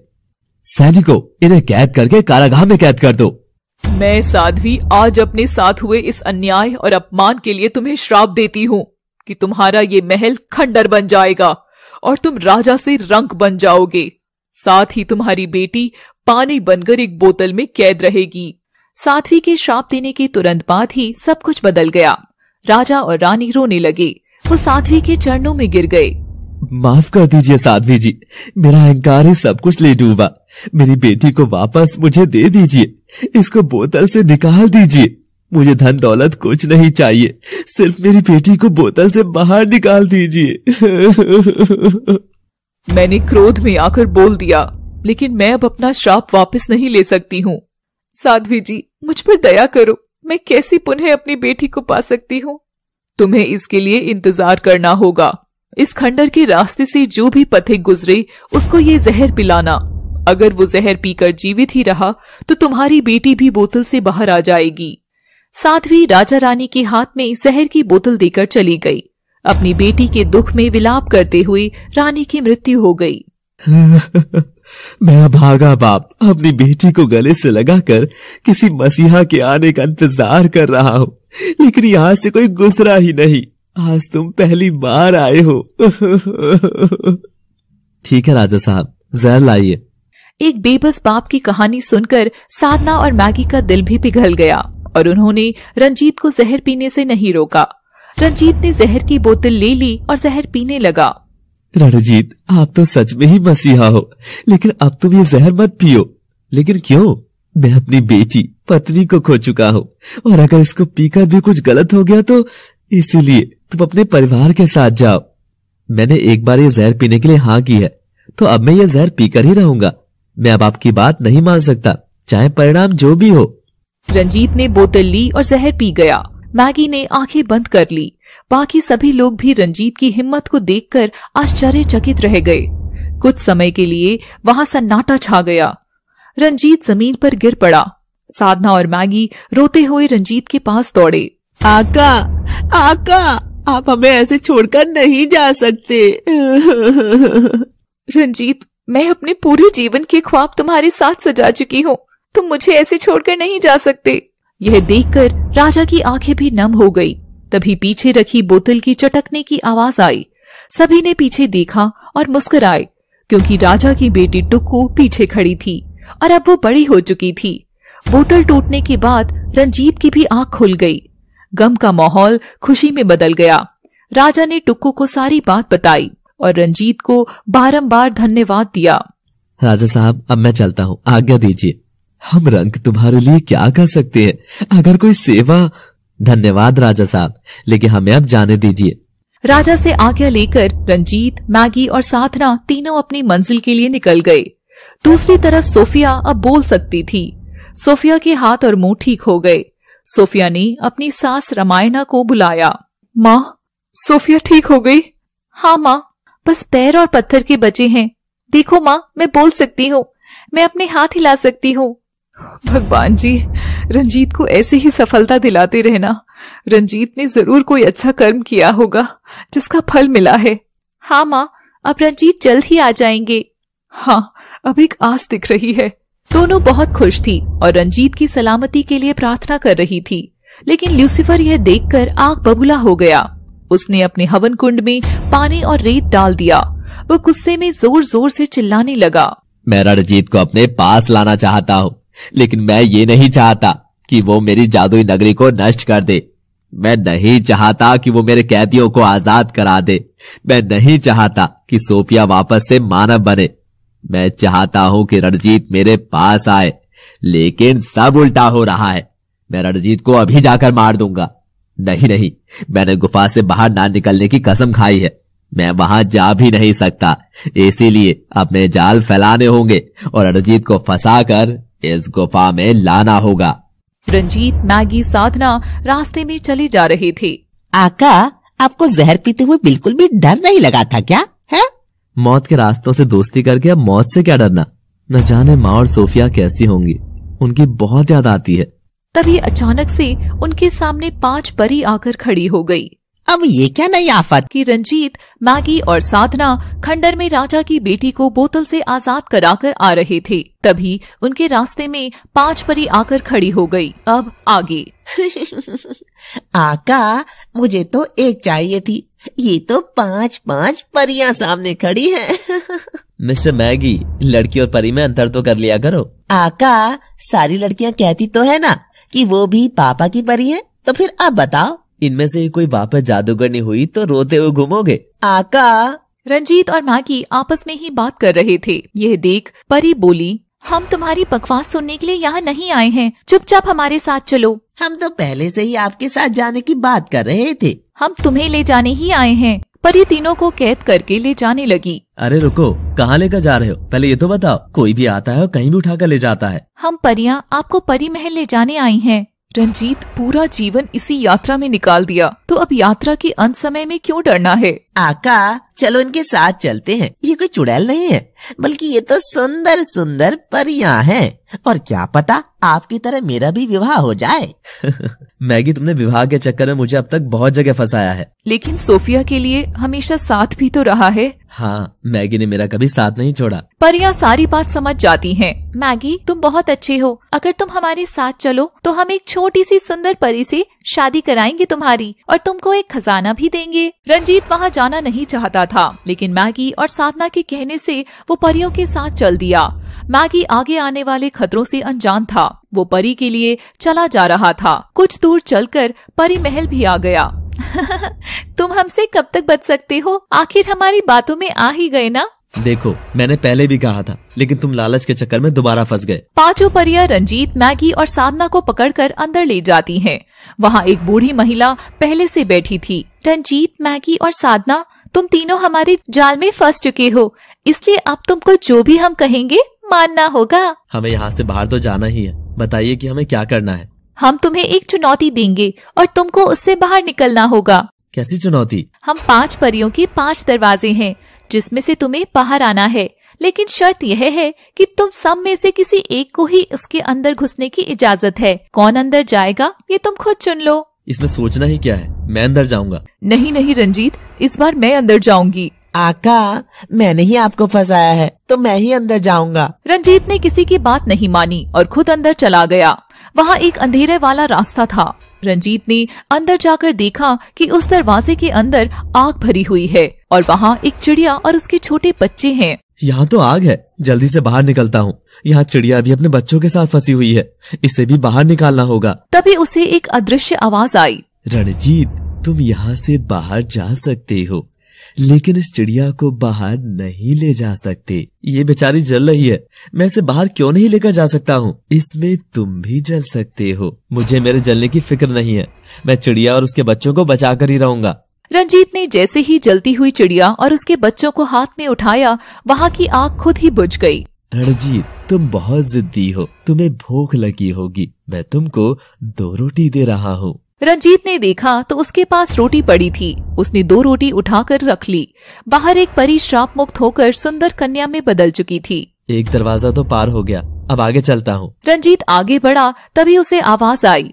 ये जादुई दरवाजा है, यहाँ तुम्हें एक सवाल का जवाब देना होगा। आप सवाल पूछिए, मैं जवाब देने की पूरी कोशिश करूंगा। वो कौन सी चीज होती है सबके पास? किसी के पास कम तो किसी के पास ज्यादा होती है। जिसके पास ज्यादा वो कहलाता बुद्धिमान। इसका जवाब हो सकता है दिमाग। हाँ, दिमाग ही सही जवाब है। रंजीत के सही जवाब देते ही दरवाजा खुल गया, लेकिन उस दरवाजे में धूल भरी थी। कितनी धूल है यहाँ? तभी उसकी नजर बत्तखों पर पड़ी। वहाँ 2 बतख बहुत परेशान हो रही थी। रंजीत ने बिना सोचे समझे उन्हें उठा लिया और तीसरे दरवाजे में प्रवेश कर गया। उस दरवाजे में पानी था। अरे वाह, यहाँ तो बतखों के लिए पानी भी मिल गया। चलो इन्हें इसी में रख देता हूँ। रंजीत ने बतखों को पानी में रख दिया, लेकिन बतख भूख से चिल्ला रही थी। अरे तुम चुप हो जाओ, मेरे पास रोटी है। रंजीत ने अपनी रोटी बतखों को खिला दी और मुस्कुराते हुए चौथे दरवाजे की ओर बढ़ गया। जैसे ही उसने चौथा दरवाजा खोला तो वहाँ सिर्फ बंजर धरती थी और उसमें कांटे बिखरे हुए थे। यहाँ तो बहुत ही कांटे हैं, लेकिन माँ कहती है कि हमें कांटों की जगह फूल बोने चाहिए। मैं पहले सारे कांटे उठा देता हूँ। रंजीत कांटे बीनने लगा, लेकिन कांटे बहुत ज्यादा थे, तो उसके साथ ही चिड़िया और बतख उसकी मदद करने आ गए। वो अपनी चोंच से कांटे बीन रहे थे। अरे वाह मेरे मित्रों, तुम भी मेरी मदद करने आ गए हो। अब जल्दी से काम खत्म हो जाएगा। रंजीत ने चिड़िया और बतख की मदद से कुछ ही समय में सारे कांटे वहाँ से हटा दिए और मिट्टी को उपजाऊ बनाकर उस पर फूल के पौधे लगा दिए। कुछ ही घंटों में सब कुछ कितना सुंदर हो गया है। बाहर परियां भी अब लड़कियां बन चुकी थी, जिनको देखकर मैगी परेशान हो रहा था। आपने मेरा पागल बनाया है। तुम खुद ही हमारी बातों में आए थे। तुमने कहा था कि तुम परी हो, लेकिन तुम तो लड़की हो। हमारे लड़की बनने का अर्थ है कि रंजीत सारी चुनौती पार करता जा रहा है। हमें तुमसे सिर्फ मदद चाहिए थी। रंजीत के लिए अब अंतिम चुनौती बची थी, 5वां दरवाजा। सारी चुनौती मैंने आसानी से पार कर ली, अब सिर्फ आखिरी बची है। अब ये और पार हो जाए, फिर मैं मैगी और साधना से मिल लूंगा। रंजीत ने 5वें दरवाजे में जाने की कोशिश की, लेकिन उसे दरवाजे पर फिर एक आवाज सुनाई दी। रुको रणजीत, अभी तुम परीक्षा में पास नहीं हुए हो। ये चुनौती इतनी आसान नहीं थी। इन्हें पार करने में तो मुझे बहुत मजा आया। तुम्हारे अच्छे व्यक्तित्व ने तुम्हारे सारे रास्ते आसान कर दिए। अब 5वें दरवाजे में प्रवेश करने से पहले तुम्हें एक आखिरी परीक्षा देनी होगी। आप मुझे मेरी परीक्षा के बारे में बताइए। तुम अंदर जाओ और स्वयं देख लेना। रंजीत 5वें दरवाजे में अंदर गया। वहाँ 3 गिलास थे जो एक कपड़े से ढके थे। रंजीत को फिर से आवाज आई, तुम्हें इनमें से आधा खाली गिलास चुनकर उनका कपड़ा हटाना है। इनमें से 2 गिलास आधे भरे हुए और 1 गिलास आधा खाली है। ये तो अपने अपने देखने का नजरिया है। इसलिए रंजीत ने ज्यादा देर ना करते हुए 1 गिलास से कपड़ा हटा दिया। उसे फिर से आवाज आई, तुम बहादुर होने के साथ साथ बुद्धिमान भी हो। तीनों ही गिलास किसी के लिए आधे खाली और आधे भरे हो सकते हैं। रंजीत सारी चुनौती पार करके उस दरवाजे से बाहर निकला तो उसने देखा कि 5 परियां लड़कियां बन चुकी हैं। रंजीत की नजर परी महल की उस बूढ़ी महिला पर गई, जिसे देखकर कि रंजीत परियों द्वारा दी गई सभी चुनौतियों को पार कर लेता है। जब उसने आखिरी दरवाजा पार किया तो देखा कि वहाँ सभी परियां सामान्य लड़कियां बन गई हैं और रंजीत की नजर परी महल की बूढ़ी महिला पर गई, जिसे देखकर रंजीत हैरान हो गया। अब आगे ये सब क्या है? तुम सब? हमें यहाँ जादू से कैद किया गया था, अब तुमने आकर आजाद करा दिया है। यहाँ सब जादू ही है क्या? जादुई नगरी है तो जादू ही मिलेगा ना। अच्छा, लेकिन यहाँ के जादू मुझे मुश्किल में ही डालते हैं। आज तक मेरी मदद तो नहीं कर पाए हैं। अब क्या मदद चाहते हो? हर बार तुम्हारी जान बच जाती है क्या? इतना कम है? लेकिन जान मिलेगी कब? अरे कहना क्या चाहते हो? कुछ नहीं, अब इन कन्याओं से बातचीत करते हैं। सभी लड़कियां मैगी के ऊपर हंसने लगी। हंस लो, लेकिन किसी पर भी आपकी इस हंसी का कोई फर्क नहीं पड़ने वाला है। रंजीत को सोफिया की याद आ गई। न जाने कैसी होगी। अब तो मन करता है कि जल्दी से जंजाल से बाहर निकलूं। दूसरी तरफ सोफिया बिल्कुल अपने पत्थर के जीवन से आजाद हो चुकी थी। वो खुशी से चिल्लाई और दौड़कर सबसे पहले रामायणा के पास गई। सोफिया, तुम ठीक हो गई हो? हाँ माँ, मैं चल सकती हूँ, बोल सकती हूँ। तुम अब पत्थर की नहीं हो ना? नहीं माँ, मैं बिल्कुल ठीक हो गई हूँ। यह सब रंजीत की मेहनत है। कहाँ होगा बेचारा रंजीत? मेरे लिए इधर से उधर भटकने के अलावा रंजीत के जीवन का कोई उद्देश्य ही नहीं है। अब तुम पत्थर से मुक्त हुई तो जरूर रंजीत अपने लक्ष्य में सफल हो गया है। अब तो सिर्फ उसके वापस आने का इंतजार करना है। हाँ माँ, बस अब जल्दी से रंजीत वापस आ जाए और अब हम यहाँ से कहीं भी दूर चलेंगे ताकि उसकी यात्रा रुक जाए। ईश्वर से प्रार्थना ही कर सकते हैं। जैसे ही सोफिया पत्थर जीवन से मुक्त हुई, तभी ल्यूसीफर के गले की माला टूट गई। ल्यूसीफर ने आंखें बंद करके देखा कि उसका जादू खत्म हो चुका है। जिस काम के लिए रणजीत गया था वो तो उसने पूरा कर लिया, लेकिन रणजीत सोफिया से नहीं मिल पाएगा। रणजीत ने मेरी पूरी जादुई दुनिया ही उजाड़ दी है। रणजीत, तूने मेरी वर्षों की मेहनत मिट्टी में मिला दी, लेकिन देख अब मैं क्या करता हूँ। तूने सिर्फ मेरी जादुई दुनिया उजाड़ी है, मैं तेरी ही दुनिया उजाड़ दूंगा। लूसीफर ने रंजीत को अब गंभीर रूप से अपना दुश्मन माना और पूरी तरह से दुश्मन से लड़ने में लग गया। उसने अपनी जादू की शक्ति से एक भैंसा बनाया। वह अपने रूप बदलने में सक्षम था। मैं आज से तुम्हारा नाम महिषासुर रख रहा हूँ। इस पृथ्वी पर कोई है क्या जो मेरी टक्कर ले सके? एक आदमी है, कोई नहीं टक्कर पर। रणजीत मेरी जादुई दुनिया को नष्ट करता हुआ चला रहा है, उसे कैसे भी रोकना होगा। इसमें कौन सी बड़ी बात है, मैं अभी जाकर उसे रोक देता हूँ। नहीं, तुम उसे रोकोगे तो सोफिया बचाने आएगी, इसलिए तुम पहले सोफिया को ही उठा लाओ। ठीक है, मैं अभी लेकर आता हूँ। रणजीत की माँ रामायणा को भी साथ में उठा लाना। आपको ज्यादा इंतजार नहीं करना पड़ेगा। मैं जल्दी ही दोनों को बंदी बनाकर ले आऊंगा। महिषासुर सोफिया और रामायणा को बंधक बनाने चला गया, लेकिन रंजीत को इसकी खबर तक नहीं थी। वो तो यहाँ लड़कियों से बात कर रहा था। कहीं तुम भी जादूगर तो नहीं हो? मुझे आजकल जादूगर लोगों से डर लगने लगा है। भरोसा तो मेरा भी उठ गया है, अब किसी पर विश्वास ही नहीं होता है। मैगी को सिर्फ अपने विवाह की चिंता है। सच सच बताओ कि तुम्हें यहाँ किसने कैद किया था? हम सब लूसीफर की कैद में थे। अगर आज रंजीत वो चुनौती पार नहीं करता तो हम कभी आजाद नहीं होते। हम रंजीत की वजह से आजाद हुए हैं। इस नगरी में पहले कभी कोई नहीं आया क्या? यहाँ तक पहुँचना आसान नहीं होता। कभी किसी ने यहाँ तक पहुँचने की हिम्मत ही नहीं की। अब आप सभी कहाँ जाओगे? अब हम कहीं भी रहें, लेकिन जब भी तुम्हें हमारी जरूरत होगी हम जरूर आएंगे। परी से आजाद हुई लड़की रंजीत को धन्यवाद देकर वहाँ से चली गई। रंजीत, जितना मैंने आपसे सुना है, मैं सोफिया को तो जान गई हूँ। मेरी सोफिया है ही ऐसी। जब देखो सोफिया सोफिया, जबकि उसके आने से जीवन में सिर्फ दुख ही आए हैं, कुछ मिला नहीं है। फिर भी इसके दिमाग से ये सोफिया नहीं जाती। रंजीत, तुम सोफिया के लिए कितनी यात्राएं कर चुके हो और कितना कष्ट उठा चुके हो? मैं सोफिया के लिए यात्रा तो अनंत तक करना चाहता हूँ, लेकिन रास्तों को मैं कष्ट नहीं कहूँगा। ये रास्ते मुझे खुशी देते हैं, सोफिया के पास जाने को प्रेरित करते हैं, और इन रास्तों पर चलते हुए सोफिया से प्रेम और बढ़ जाता है। मेरी सोफिया। बस। तुमने क्या कहा? तुम क्यों इतनी तेज चिल्लाई? कुछ नहीं, पता नहीं क्या हो गया था। हाँ, तुम कुछ बता रहे थे शायद, अब बताओ। मैं तो सोफिया के बारे में ही बता रहा था। एक तरफ रंजीत सोफिया के इंतजार में रास्तों पर चला जा रहा था, जबकि दूसरी तरफ महिषासुर सोफिया के महल पहुंच गया। महिषासुर एक मक्खी बनकर अंदर घुस गया। सोफिया और रामायणा बैठकर बात कर रही थी। रंजीत जल्दी हमारे पास आ जाएगा। मक्खी उनके कान के पास घूमने लगी। वो दोनों को बहुत परेशान कर रही थी। पूरा घर साफ है, फिर भी ये मक्खी यहाँ क्यों घूम रही है? रामायणा कुछ बोल पाती कि उससे पहले ही महिषासुर अपने असली रूप में आ गया और फिर दोबारा मक्खी बन गया। महिषासुर ने रामायणा और सोफिया को बहुत ही ज्यादा भ्रमित कर दिया। ये कौन है? जरूर कोई मायावी घर में घुस आया है।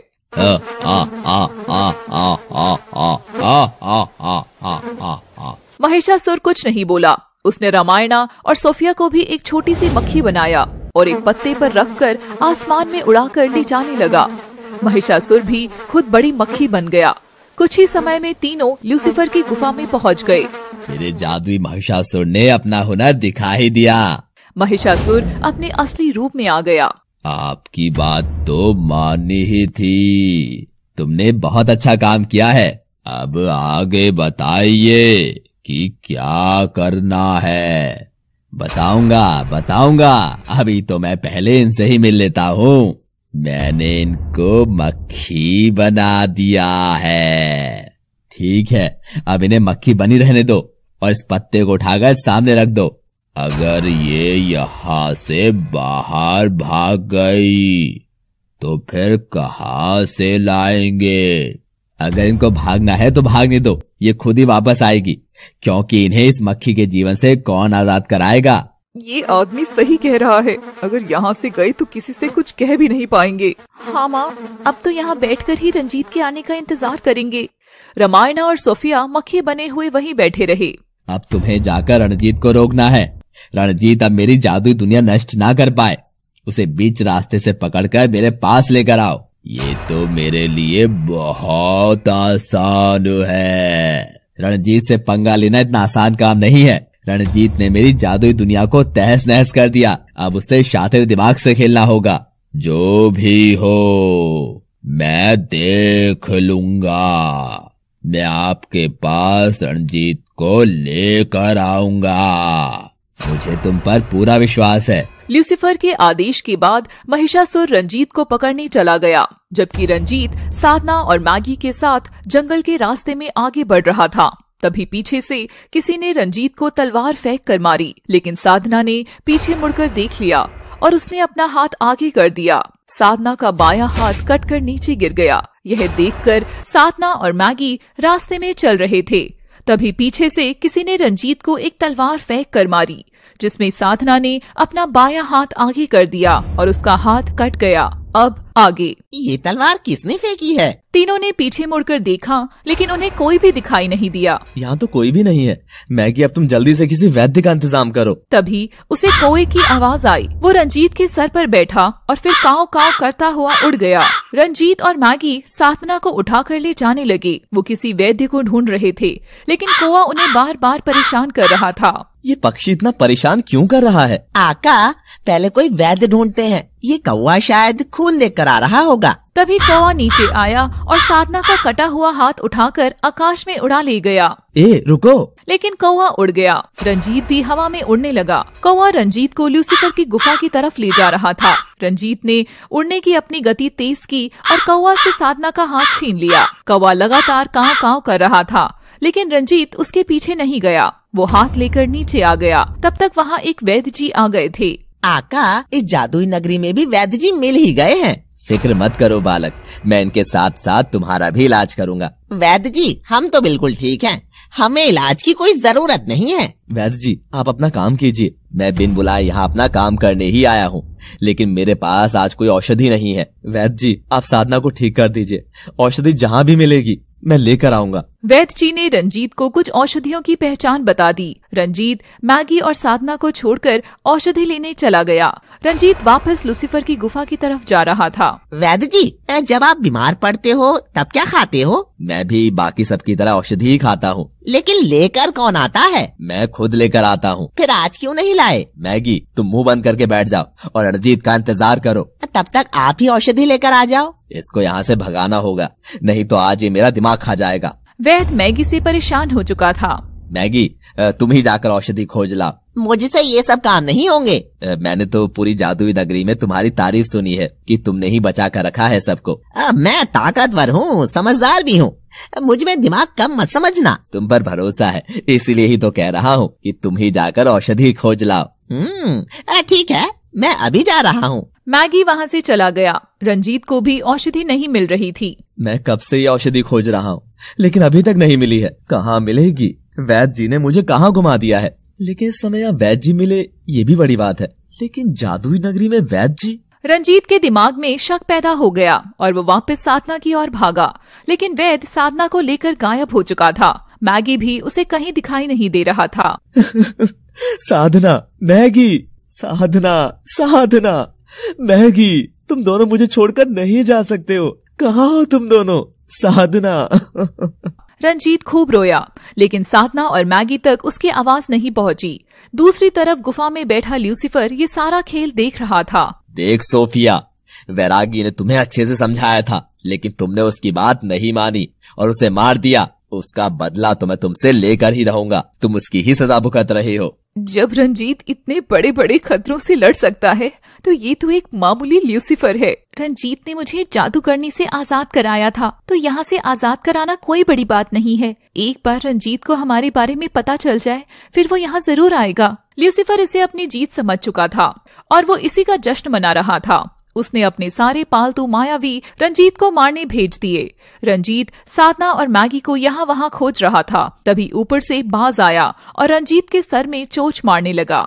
बाज भाई, आज मुझे परेशान मत करो, मैं आज लड़ाई नहीं करूंगा। बाज ने अपनी हरकत बंद नहीं की और रंजीत के सर में चोंच मार मार कर खून निकाल दिए। रंजीत ने बाज को हाथ में पकड़ लिया और उसकी गर्दन दबा दी। बाज मर गया। तभी बिल्ली आई और वो अपनी आंखें चमका रही थी। मैं अपने दोस्तों को ढूंढ रहा हूँ, इसलिए कोई भी बीच में मत आओ, वरना मारे जाओगे। बिल्ली नहीं मानी और उसने छलांग लगाई और अपने पंजों से रंजीत का मुंह नोच दिया। रंजीत ने भी बिल्ली को फेंक कर मारा, लेकिन बिल्ली भी हार मानने वालों में से नहीं थी। वो फिर से उठकर आई और रंजीत के ऊपर हमला कर दिया। रंजीत उससे निपट ही रहा था कि ऊपर से चील भी आ गया और पहले से घायल सिर में वो भी चोंच मारने लगा। तुम सब लूसीफर के पालतू हो और तुम्हारे पास जो साधना और मैगी है, इसलिए ही तुम मुझसे लड़ रहे हो। तभी वहाँ कौवा भी आ गया। रंजीत ने उसे पहचान लिया और अब उसका विश्वास पक्का हो चुका था। मैं अभी भी तुमसे कह रहा हूँ कि साधना और मैगी वापस कर दो। तुम जिंदा नहीं बचोगे तो उन्हें लेकर क्या करोगे? मुझे कोई नहीं मार सकता। रंजीत के कहने के बाद बिल्ली, चील और कौवा तीनों ने रंजीत पर हमला कर दिया। रंजीत पूरी तरह घायल हो चुका था। वो तीनों रंजीत को पीटते ही जा रहे थे, लेकिन रंजीत कुछ भी नहीं कर पा रहा था। साधना और मैगी कहाँ है? मैं तुमसे आखिरी बार पूछ रहा हूँ, वरना अंजाम बुरा होगा। तभी मायावी कौआ एक बड़ा सा पत्थर उठा लाया और रंजीत के ऊपर फेंक दिया। रंजीत बेहोश होकर वहीं गिर गया। रंजीत बुरी तरह से घायल हो चुका था। कौआ अपने असली रूप में आ गया। वो महिषासुर बन गया। एक विशाल राक्षस रंजीत के सामने खड़ा था, लेकिन रंजीत बेहोशी की अवस्था में था। कोई इसके मुंह पर पानी लाकर डालो, क्योंकि मैं इसे इतनी आसानी से मरने नहीं दे सकता हूँ। बाज भी जिंदा होकर आ गया और उसके मुंह पर पानी डाल दिया। रंजीत को होश आ गया। महिषासुर बहुत ही विशाल राक्षस था। उसके सामने खड़ा हुआ रंजीत बच्चा लग रहा था। रणजीत, अब तुमको इस जादुई नगरी को उजाड़ने का कोई फायदा नहीं है, इसीलिए तुम मेरे साथ लूसीफर की गुफा में चलो। मैं लूसीफर के पास जाऊंगा, लेकिन उसकी जादुई नगरी को खत्म करने के बाद। मेरे रहते हुए तुम कभी भी ये नहीं कर पाओगे। तुम एक राक्षस हो, इससे ज्यादा कुछ नहीं हो तुम। मुझे चुनौती देने की हिम्मत तो लूसीफर की भी नहीं है। तुम्हारी हिम्मत कैसे हो गई? तुम्हारी साधना और मैगी मेरे पास है। तुम्हारी माँ और सोफिया लूसीफर के पास है। जिसको भी बचाना चाहते हो बचा सकते हो। रंजीत को यह सुनकर बहुत बड़ा झटका लगा। उसने बिना कुछ सोचे समझे महिषासुर पर हमला कर दिया, लेकिन महिषासुर वहीं खड़े होकर हंसता रहा। रंजीत खुद ही पीछे आकर गिर गया। मैं हार नहीं मान सकता। हार तो तुम्हें माननी ही होगी। रंजीत ने दोबारा उस पर हमला किया, लेकिन महिषासुर पर आज भी कोई प्रभाव नहीं पड़ा। महिषासुर ने बदले में उसे एक लात खींच कर मारी। रंजीत हवा में उड़ गया। कहानी जारी रहेगी। क्या रंजीत खुद को महिषासुर की कैद से आजाद करा पाएगा? क्या महिषासुर रंजीत को मारने में सफल हो पाएगा? क्या रंजीत अपने परिवार को लूसीफर से बचा पाएगा? कि महिषासुर और रंजीत के युद्ध में रंजीत कमजोर पड़ रहा था, लेकिन फिर भी रंजीत ने महिषासुर को जवाब देने की दोबारा कोशिश की, लेकिन महिषासुर ने रंजीत को एक लात मारी। रंजीत हवा में उड़ गया। अब आगे। समस्त शक्तियां होने के बाद भी रंजीत नीचे नहीं आ पा रहा था। वो लगातार हवा में उड़ता ही जा रहा था। रंजीत ने नीचे आने की बहुत कोशिश की, लेकिन वो नीचे नहीं आ पा रहा था। यह सब देखकर महिषासुर तेज तेज हंस रहा था। मैं कोई छोटी बिल्ली या चिड़िया नहीं हूँ। मैं महिषासुर हूँ, सभी शक्तियों से परिपूर्ण राक्षस। महिषासुर, तुम मेरा कुछ नहीं बिगाड़ सकते हो। एक बात मुझे नीचे उतार दो बस। अगर तुम इतने बड़े मायावी बन रहे हो तो खुद ही नीचे आ जाओ। महिषासुर भैंसा बन गया, फिर वो वापस राक्षस बन गया और फिर तेज तेज हंसते हुए वो आधे मानव और आधे भैंसे के रूप में बदल गया। उसने रंजीत को नीचे उतार दिया। रंजीत जमीन पर आकर गिरा। उसने अपने भैंसे वाले पैरों से जमीन पर पड़े रंजीत को कुचलने की कोशिश की। रंजीत उसके पैरों के नीचे से बचकर निकलने की कोशिश कर रहा था, लेकिन एक मायावी ताकतवर राक्षस से बच पाना इतना आसान नहीं था। महिषासुर हंसते हुए रंजीत के ऊपर पैर रख रहा था। उसके विशाल शरीर के सामने रंजीत बहुत छोटा हो गया था, इसलिए उसे बचने में आसानी हो रही थी, लेकिन रंजीत महिषासुर के वार से ज्यादा समय तक नहीं बच सकता था। कुछ देर बाद पैर रंजीत के ऊपर आ ही गया। रंजीत के मुंह से आह की आवाज निकली और महिषासुर की हंसी निकली, लेकिन उसने रंजीत को छोड़ा नहीं। मुझसे पंगा लेने का मतलब अब समझ आ रहा है क्या तुमको? बचाओ गुरुदेव, बचाओ। मैंने पहले भी कहा था और अभी भी कह रहा हूँ, जाकर लूसीफर के चरणों में समर्पण कर दो और उसकी बनाई मायावी दुनिया को हाथ मत लगाओ। जब तक मेरे गुरुदेव हैं, मैं किसी के भी चरणों में समर्पण नहीं करूंगा। गुरुदेव, गुरुदेव। जहाँ महिषासुर खड़ा होता है वहाँ कोई देव नहीं आता, तो गुरुदेव कैसे आएंगे? मुझे एक बार यहाँ से बाहर निकल जाने दो, फिर तुम्हें भी खत्म कर दूंगा। तुम्हारे शरीर में खड़े होने की भी हिम्मत नहीं है और धमकी मुझ बलशाली राक्षस को मारने की दे रहे हो। रंजीत पहले से ही बुरी तरह घायल था। महिषासुर ने भी उसे तड़पा तड़पा कर मारा था। रंजीत के अंदर अब बिल्कुल भी हिम्मत नहीं बची थी। वो बेहोश हो गया। आधा मानव और आधा भैंसा बना महिषासुर उसे अपने पैरों से रौंद रहा था। तभी एक त्रिशूल महिषासुर के पेट में लगा और वो नीचे गिर गया। मेरे सामने आने की हिम्मत किसने की है? मैं इसे नहीं छोड़ूंगा। महिषासुर राक्षस के रूप में आ गया और जमीन पर पड़ा था। उसका विशालकाय शरीर किसी को भी डराने में सक्षम था। गुरुदेव ने महिषासुर पर प्रहार किए, जिसके बाद महिषासुर कुछ नहीं कर पाया और घायल होकर वहीं गिर गया। महिषासुर गुरुदेव पर कोई प्रहार करने में सक्षम नहीं था। गुरुदेव ने रंजीत को उठाया और एक छोटी सी कुटिया बनाकर उसमें लिटाया। गुरुजी ने औषधि का इंतजाम किया और रंजीत का उपचार करना शुरू कर दिया। वो लगातार रंजीत के लिए महादेव से प्रार्थना कर रहे थे। महादेव, रणजीत अपनी मंजिल के बहुत निकट है, वो अब आखिरी पड़ाव पर है। महादेव, रणजीत की मदद कीजिए। अगर रणजीत दुष्ट लूसीफर को और उसकी मायावी दुनिया को नष्ट नहीं कर पाया तो वर्षों तक फिर कोई और नष्ट करने वाला जन्म नहीं लेगा। महादेव, मदद कीजिए। गुरुदेव बहुत अच्छे से रंजीत का ध्यान रख रहे थे, लेकिन रंजीत की तबीयत में कोई सुधार नहीं था। ऐसे ही 2 दिन बीत गए। गुरुदेव के लगातार दवाई देने के बाद भी रंजीत की हालत में कोई सुधार नहीं था। रंजीत कुछ भी नहीं बोल रहा था। यह देखकर गुरुदेव निराश हो गए। महादेव, अब मैं और ज्यादा सब्र नहीं कर सकता हूँ। मेरे सब्र का इम्तिहान मत लीजिए। अगर मेरे द्वारा पूरे जीवन भर की गई पूजा का फल कुछ मिलेगा तो मैं रणजीत की जान मांगता हूँ। रणजीत को जीवित कर दीजिए। तभी आकाश में बिजली गूंज पड़ी और बादलों से एक प्रकाश की किरण सीधे रंजीत के चेहरे पर पड़ी। रंजीत ने धीरे धीरे अपनी आंखें खोली। धन्यवाद भगवान, आपने मुझ पर दया की। रणजीत को जीवन दान देकर आपने मुझ पर या रणजीत पर ही दया नहीं की है, बल्कि लूसीफर के अत्याचार सह रहे सभी मानव और जीवों पर दया की है। रंजीत पुनः स्वस्थ हो चुका था। रंजीत ने आंखें खोली और गुरुदेव के चरण स्पर्श किए। मैं अच्छे से जानता था कि गुरुदेव आप मुझे बचाने जरूर आएंगे। बचाने वाले तो महादेव हैं। गुरुदेव, मेरी शक्तियों ने कुछ काम क्यों नहीं किया था? जिस महिषासुर से तुम लड़ रहे थे उसको लूसीफर की विशेष शक्ति प्राप्त है और उसको काटने वाली शक्ति मैंने तुमको अभी दी ही नहीं, तो तुम उसका सामना कैसे करोगे? गुरुदेव, माँ और सोफिया लूसीफर के कब्जे में है, जबकि मैगी और साधना महिषासुर के कब्जे में है। मैं किसको और कैसे बचाऊं? अगर कोई समस्या आई है तो उसका हल भी है। कुछ समझा नहीं गुरुदेव?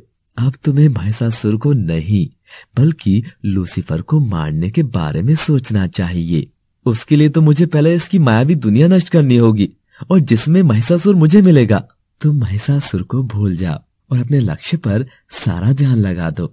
गुरुदेव, लूसीफर को कैसे मारा जाएगा? तुम कुछ भूल रहे हो रणजीत। लूसीफर को मारने का तरीका तो मैं तुम्हें पहले ही बता चुका हूँ। गुरुदेव, मैं सफर में इतना मगन हो गया हूँ कि मैं वो बात भूल ही गया। मैंने तुम्हें बताया था कि जब तुम मायावी नगरी के रास्ते के आखिरी पड़ाव पर पहुंच जाओगे तब वहां तुम्हें एक मुकुट मिलेगा। उसे लेकर लूसीफर के पास जाना ही तुम्हारा लक्ष्य है। बाकी काम लूसीफर खुद कर देगा। हाँ गुरुदेव, मुझे याद आ गया। अब मैं लूसीफर को मारने में बिल्कुल भी समय नहीं लगाऊंगा और वो मुकुट लेकर ही आऊंगा। अब तक हम सीधे सीधे रास्ते पर चल रहे थे और बिना शक्तियों के प्रयोग के सब कुछ जीत लेने की कोशिश कर रहे थे, लेकिन अब लगता है कि शाम दाम दंड भेद का तरीका अपनाना ही होगा और अब मैं हमेशा तुम्हारे साथ रहूंगा। रंजीत ने गुरुदेव के चरण स्पर्श किए और उनसे आशीर्वाद लेकर आगे बढ़ गया। दूसरी तरफ महिषासुर ये खबर सुनाने लूसीफर के पास पहुंच चुका था।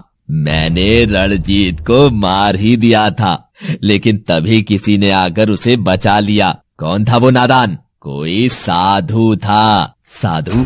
अच्छा, ये वही साधु है जिसने वैरागी को मारा था। ये कहीं ना कहीं से आ ही जाता है। इसने मुझे भी बुरी तरह मारा। मेरी शक्तियों का इस पर कोई असर नहीं हुआ।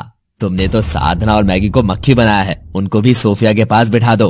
अब मैगी और साधना भी रामायणा और सोफिया के साथ मक्खी बनकर एक पत्ते पर ही कैद होकर बैठे रहे। हमें रणजीत के पास जाने की जरूरत नहीं है, बल्कि अब रणजीत खुद हमारे पास आएगा और हम उसे भी ऐसे ही कैद करके जादुई दुनिया बनाएंगे। लूसीफर रंजीत के आने के ख्वाब देख रहा था, लेकिन रंजीत लूसीफर की मौत लेने मायावी नगरी के आखिरी दरवाजे के सामने पहुंच गया। लेकिन जैसे ही उसने दरवाजा खोलने की कोशिश की, महिषासुर ने उसे हाथ से पकड़कर कि लूसीफर रंजीत के आने के ख्वाब देख रहा था। लेकिन रंजीत लूसीफर की मौत मुकुट लेने मायावी नगरी के आखिरी दरवाजे के सामने पहुंच गया। लेकिन जैसे ही उसने दरवाजा खोलने की कोशिश की, महिषासुर ने उसे हाथ पकड़कर रोक लिया। अब आगे।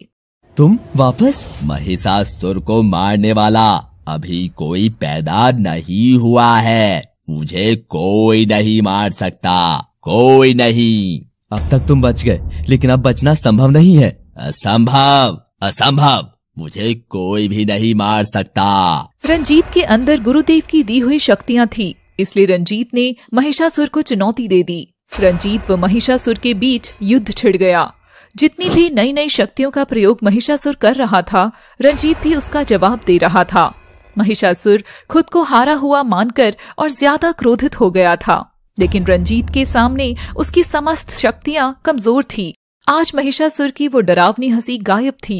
ये अचानक इतना ताकतवर कैसे हो सकता है? जरूर इसके पीछे कोई ना कोई है। कहीं वो साधु ही तो नहीं जिसने मुझे मारा था। मैं समझ गया, ये सब उस साधु का ही किया हुआ है। अब मुझे और भी ज्यादा शक्तियों का प्रयोग करना होगा।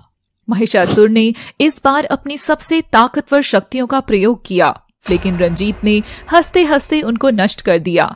यह देखकर महिषासुर परेशान हो उठा और क्रोध में अपना ही सिर पीटने लगा।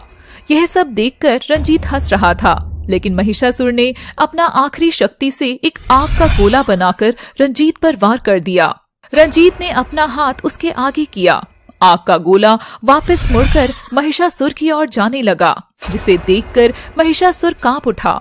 वो उस आग के गोले से बचने के लिए भागा, लेकिन आग के गोले ने उसका पीछा नहीं छोड़ा और महिषासुर उस गोले में समा गया।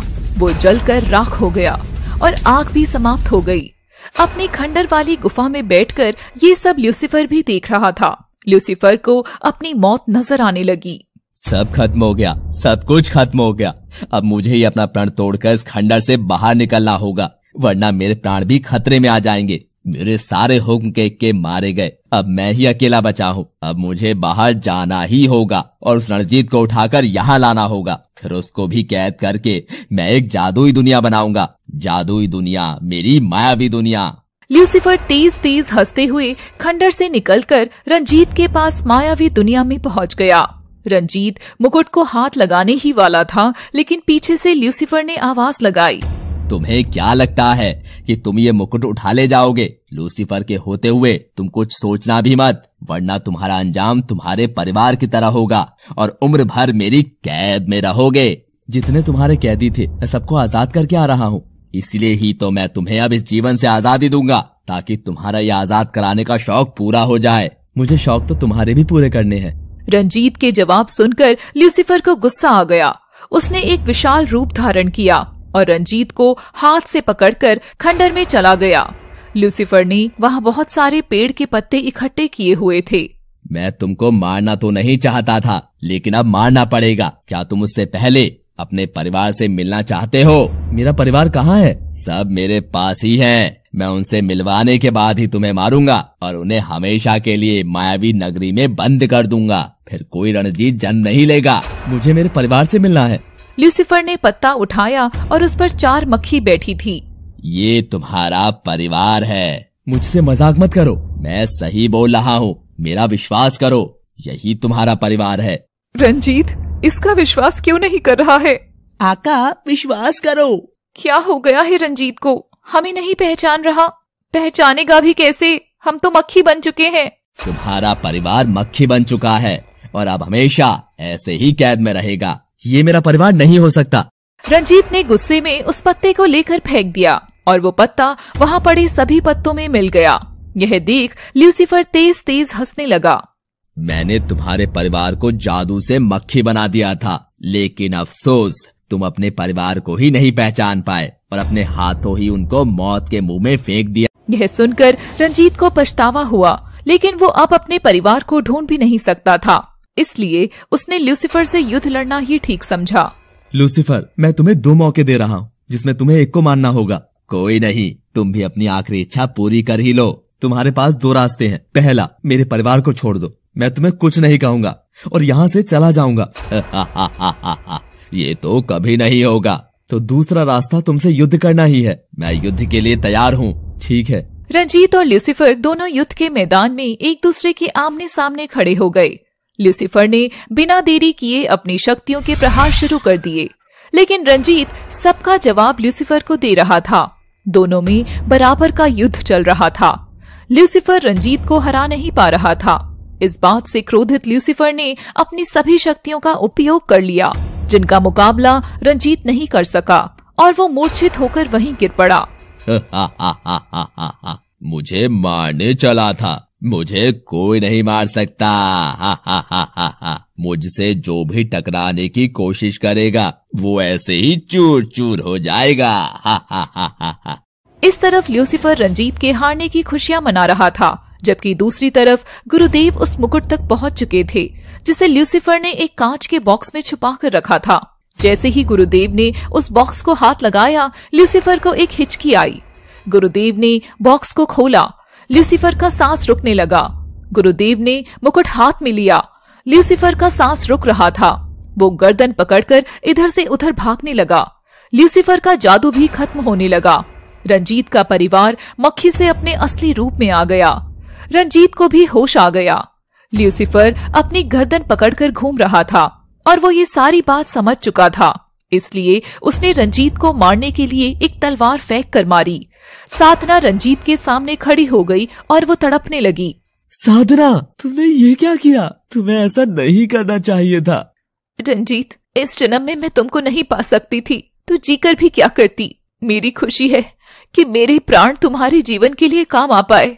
अगले जन्म में तुमसे जरूर मिलना चाहूंगी। सभी की आंखों में आंसू थे। साधना इस दुनिया से जा चुकी थी। ल्यूसीफर भी तड़प रहा था। गुरुदेव भी वो मुकुट लेकर ल्यूसीफर के पास पहुंच गए और जबरदस्ती उसे पहना दिया। मुकुट के पहनते ही ल्यूसीफर की मायावी नगरी और ल्यूसीफर समाप्त हो गए। सभी ने चैन की सांस ली। रंजीत भी रामायणा, सोफिया और मैगी के गले मिला। सभी ने मिलकर गुरुदेव जी के पैर छुए। अब तुम्हें कोई भी परेशानी नहीं है। अब तुम आराम से अपना जीवन व्यतीत कर सकते हो। गुरुदेव, ये सब आपके आशीर्वाद से ही संभव। आशीर्वाद तो स्वयं महादेव का है। सभी ने फिर गुरुदेव के चरण स्पर्श किए। गुरुदेव अंतर्ध्यान हो गए और सभी एक साथ एक नई दुनिया में चले गए। समाप्त।